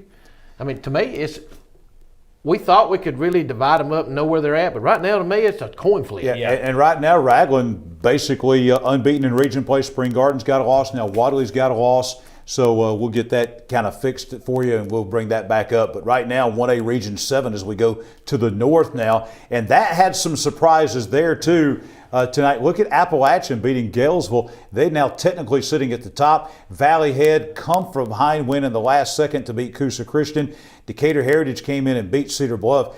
I think it's pretty obvious, though, guys, that in this region, based on the scores we've seen, and I know Cedar Bluff still going to have a say-so in this, but right now, based on scores, it looks like the two best teams in that region are Valley Head and Coosa Christian, and they met tonight. That means, guys, that may have been the region title game tonight between Valley Head and Coosa Christian. That's exactly right. And we didn't think Valley Head was going to be this when the season opened up. We knew that Coosa Christian had a good team. They played a really good Geraldine team there in the early part of the season. And then Coosa Christian got that emotional, huge, monumental first ever win over a ranked opponent last week. Almost did it again this week, hadn't done it ever in school history, and almost did it back-to-back weeks, taking on a really good Valley Head team that I believe was ranked 6th by the Alabama Sports Writers going into this week. But yeah, I mean, you mentioned, I think Valley Head right now sitting right there at the top. Cedar Bluff obviously having a really strong season as well. They'll need to keep it up, but there's some spoilers down there, wanting to try to spring that trap. I don't want to call Decatur Heritage a spoiler because they made a deep playoff run last year, but I expect those 5 teams, one team that's really good will be left out of the playoffs. I need to do my homework this week on this region and find out in the other 1A region, because in 1A and 2A ball, you want to find out how many people they got coming back, how many seniors they got. Right. Because a lot of times you'll look and say, man, that team surprised me, but they're loaded with seniors, which shouldn't surprise you. Right. So, if they're a young football team in 1A and 2A, a lot of times they just take their lumps. But a lot of times you'll see them teams that say, where have they been? They just all of a sudden showed up this year. It's because they're loaded with seniors and people that have played before. Right. And you cannot, the importance of having that senior-laden team, and I think that's what you'll see. And I think we saw Spring Garden. We looked at them. They're a lot of young guys. 10th graders. A lot of 10th graders. And they're going to take their lumps because those 10th graders cannot do it week after week after week. You can't ask them to. You try, but it don't happen. So I think we need to find out which one of these teams right here are senior laden, and that may be the teams that end up being the ones in the 1 and 2 when it's all said and done. 100%. That probably is going to be Valley Head. Valley Head's in the driver's seat. They've beaten both Coosa and Decatur Heritage head to head. And by looking at scores, they're going to be the favorite against Cedar Bluff and everybody else. So they have the clear path to the region title. Let's take a look at our awards to remember. East Alabama top 10, guys. Not a lot of changes, but there is one team that fell out this week, and that team, the Oxford Yellow Jackets, with 2 losses now, dropped them out of there. So number 10, moving in, our new team is the Etowah Blue Devils. They had an impressive win tonight over Good Hope. So they're in at number 10. They only have that 1 loss on the year. Then you've got Jacksonville at number 9 with that 76-point. This is the most points that Jacksonville ever scored in school history. Wow. The record had stood, Coach, for 92 years. And that's not the only stat we have on Jacksonville. You got some more, too. Yeah, and Jim Ogle tonight was 8 for 9. So undoubtedly he didn't throw a lot of passes, so they were scoring a lot of points, but he was 8 for 9 for 153 yards and 3 touchdowns. Here's the difference, though. He threw a TD to 3 different receivers. He had 3 rushes for 84 yards and 2 touchdowns. That's Jim running. Yeah. And that was a 31-yarder and a 51-yard run. And G. Turner tonight for Jacksonville scored a touchdown on offense, on defense, and on special teams. Has several game breakers, and you love to have that. It's no wonder they scored 70+. That's right. 76 tonight, all-time school record. Number 8, in our East Alabama top 10, the team that we've been talking about a lot tonight, the Randolph County Tigers down in Wedowee. Number 7 in our East Alabama top 10, BB Comer continues to climb. A couple of tough games coming up, though. Sachs and Isabella the next 2 weeks. Number 6, Spring Garden with that big win tonight, as it was close for a while. Then they pulled away and beat Winterboro. Number 5, Piedmont, the Bulldogs, with that win on the Creek Bank at Ohatchee at 42-14. Number 4 in the East Alabama top 10, Cherokee County. Despite the loss last week, I still got them high. Their only loss on the road by 3 points to the state runner-up last year, and a team where they basically led this game 14-3 at one time. Right. So they're at number 4. Number 3, the Moody Blue Devils. They're not going anywhere. Number 2, we'll tell you, is going to be setting up this matchup in 2 weeks. Number 2 in the East Alabama top 10, Anniston wins tonight at White Plains. Number 1, Hanley, huge win. Only the 3rd time that they had beaten Clay Central in 11 tries. They got it done tonight at Wright Field down in Roanoke. And guys, in 2 weeks, yep, Anniston and Hanley, right up the street here from our RMC Media Center at Watt Mosby Stadium. That, I think we can tell you, is the region championship game of Class 4A Region 4. This game right here, the Piedmont game tonight, we know Jack Hayes is getting close to a lot of records and may have broke some tonight. He broke more tonight, yes. Tonight, one of his receivers, Thomas Probst, had 13 catches and 1 touchdown. Wow. That's a lot of catches out of that young man. And Hanley, and you may have brought this up already and I didn't hear it, they're the only team that's ever played Clay Central every night. Yeah. And Piedmont, you talked about Probst. He's becoming kind of a go-to receiver for the Bulldogs. Now they've got, you can't focus on Ish Bethel. Right. Because now you got Probst on the outside who is rolling up some numbers as well, and that's stretching those defenses even more. By the way, before we get to Anniston and Hanley, Thursday night, Piedmont and Anniston at the Field of Champions. I was going to quickly say, as much as we want to fast forward 2 weeks to see Hanley and Anniston, they both have really great games as appetizers going into that one. Of course, the Anniston Bulldogs have Piedmont, both teams in the top 5, top 5 of this power poll. But then Hanley also has Lynette, a nice rivalry game as well, before we get that matchup in 2 weeks. Before we get to our final extra point of the night, let me clarify something here, and I got a text. One of our great fans of our show is actually the president of the Central Board of Control with Alabama High School Athletic Association, a friend of mine, Mike Welch.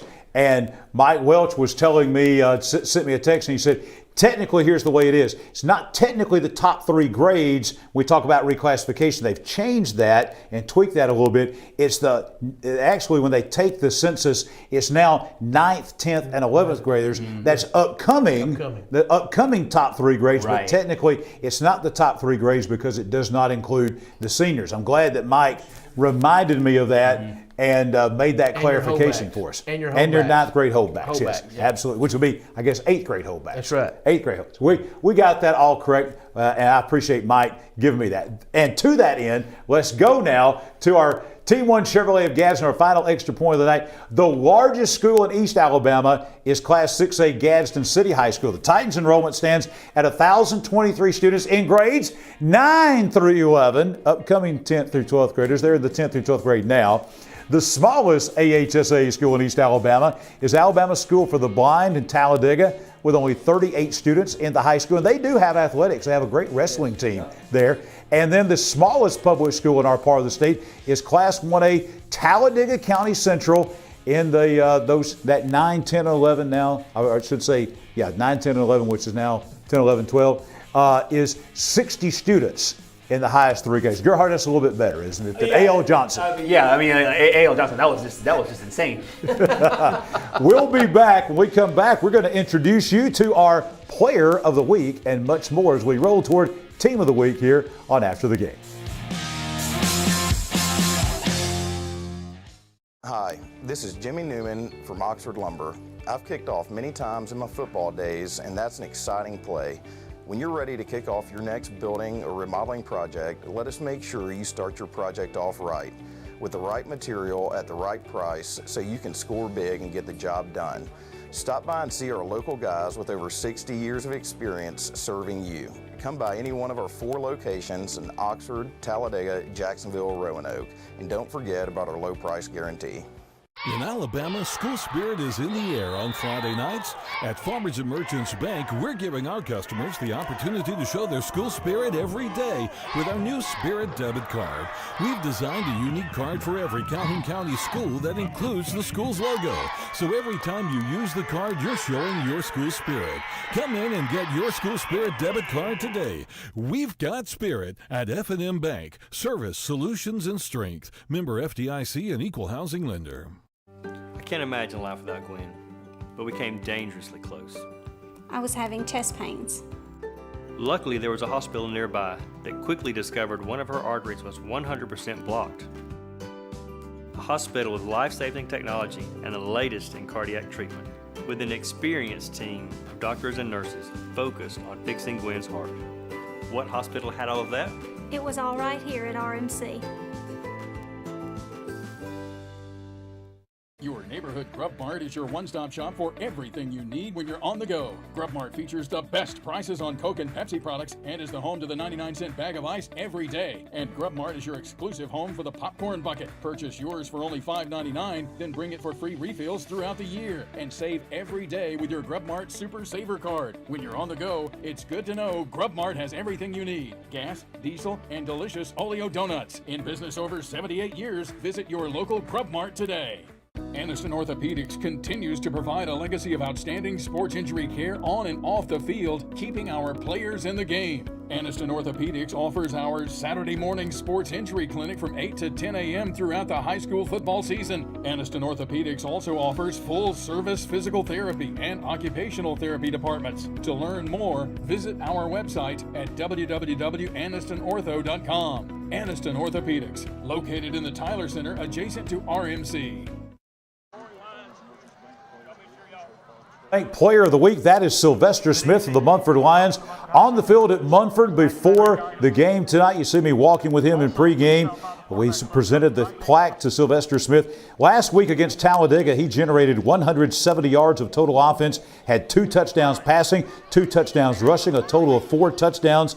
Also contributed an interception on defense in that 56-17 road region win at Talladega. Committed to play for the Tennessee Volunteers and Josh Heupel up in Knoxville, Tennessee. And of course, he received our Farmers and Merchants Bank Player of the Week plaque, courtesy of Awards to Remember and Farmers and Merchants Bank.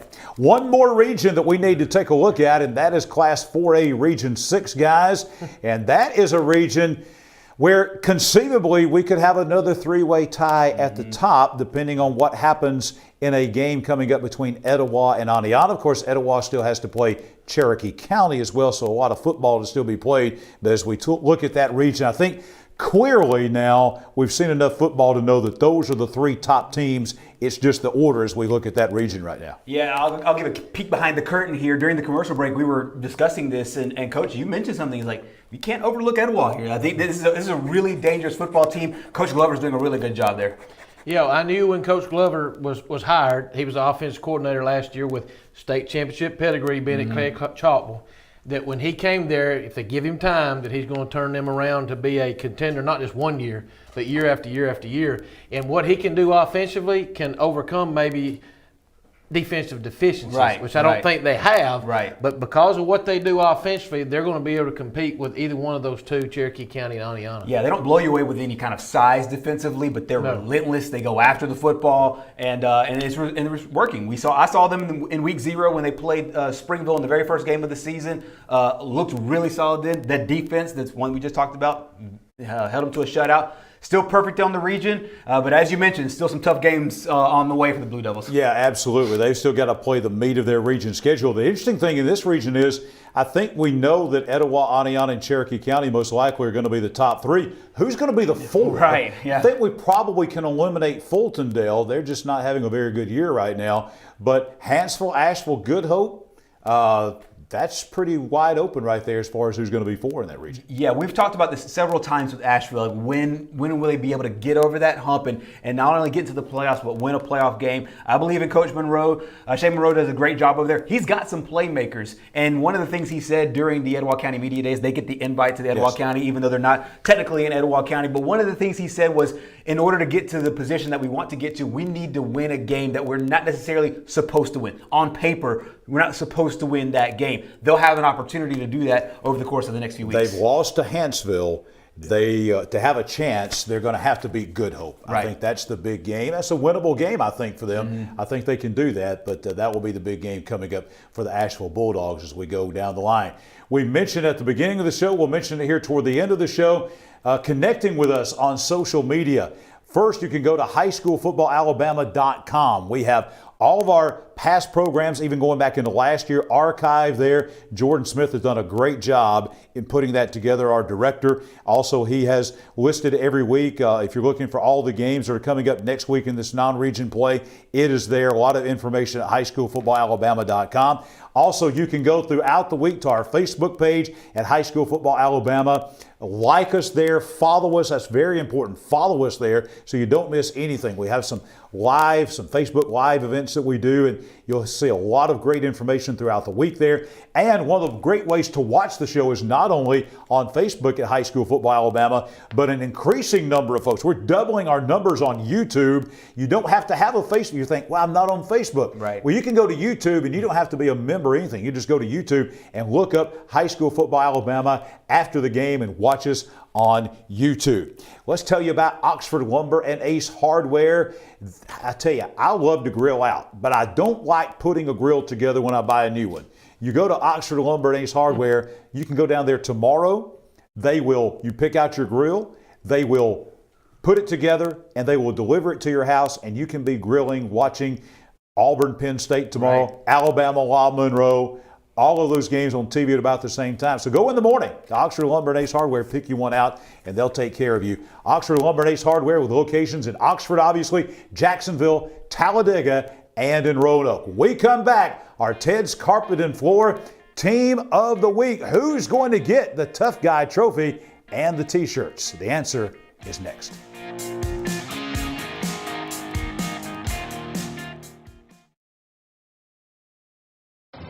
When you shop at Pee Wee Turner Motors, you will be a winner.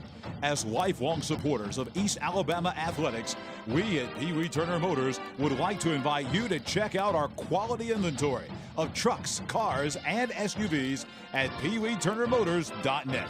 We always guarantee credit approval and look forward to serving you and your family at Pee Wee Turner Motors on Quintard Avenue, Anniston.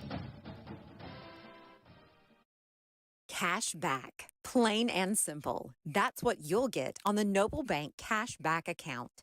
No tricks, no gimmicky names, just free accounts that pay you cash back. If unlimited transactions, fraud protection, and refunds on ATM withdrawal fees nationwide sounds like your kind of banking, visit us at noblebank.com and learn more about the Noble Cash Back account. Welcome to personal banking. Welcome to Noble Bank and Trust. Noblebank.com. Member FDIC. Are you ready for some football? Come in all month long and take a test drive at Team 1 Chevrolet and have a chance to win an Alabama, Auburn tailgate, or the ultimate tailgate package. Log on to ChevroletofGadsden.com for complete details. Chevrolet of Gadsden, where everyone's a winner. Someone's going to win an Alabama tailgate, someone's going to win an Auburn tailgate, and somebody's going to win the ultimate grand prize, including grill, generator, and big screen TV. Chevrolet of Gadsden, home of the best people, the best service, period.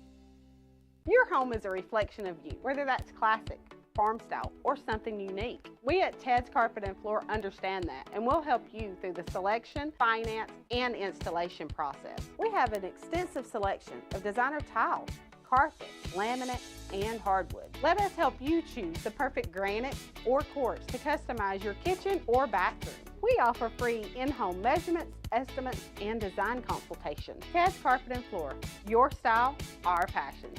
The Calhoun County Commission, made up of J.D. Hess, Danny Shears, Fred Wilson, Carolyn Henderson, and Lee Patterson, ask you to take a look at what Calhoun County has to offer.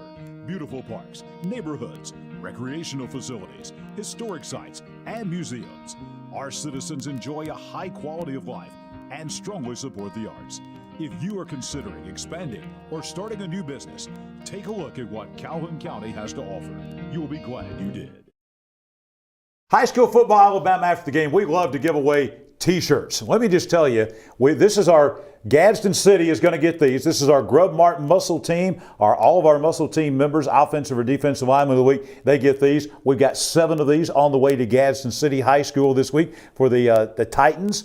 And also, Ted's Carpet and Floor, our Team of the Week. Everybody gets one in their team colors, and we'll tell you what team color that's going to be next week here in just a moment. And then, of course, our Anniston Orthopedic Score shirt, which not only has Ted's and Anniston Orthopedics and high school football after the game, but on the back it has the score of the game and the score of the game for this week, because this week's Team of the Week, when we print these T-shirts out this week, well, I can tell you that the T-shirt is going to be green because our Team of the Week is going to be Hoax Bluff 24, Westbrook Christian 21. Congratulations to Coach Rob, Mike Robertson, and the Hoax Bluff Eagles. This week's Ted Carpet and Floor Team of the Week with that big win over the Westbrook Warriors. That was huge, huge. And we talked about it earlier when we discussed this region. Coach Rob and his crew, bit of an up and down season. And to get a big win here in the region and throw off a little bit there, this region felt unpredictable at the beginning of the season. And it's starting to kind of clear out that way too. Lots of playoff implications over the next few weeks. It's a Coach Rob team.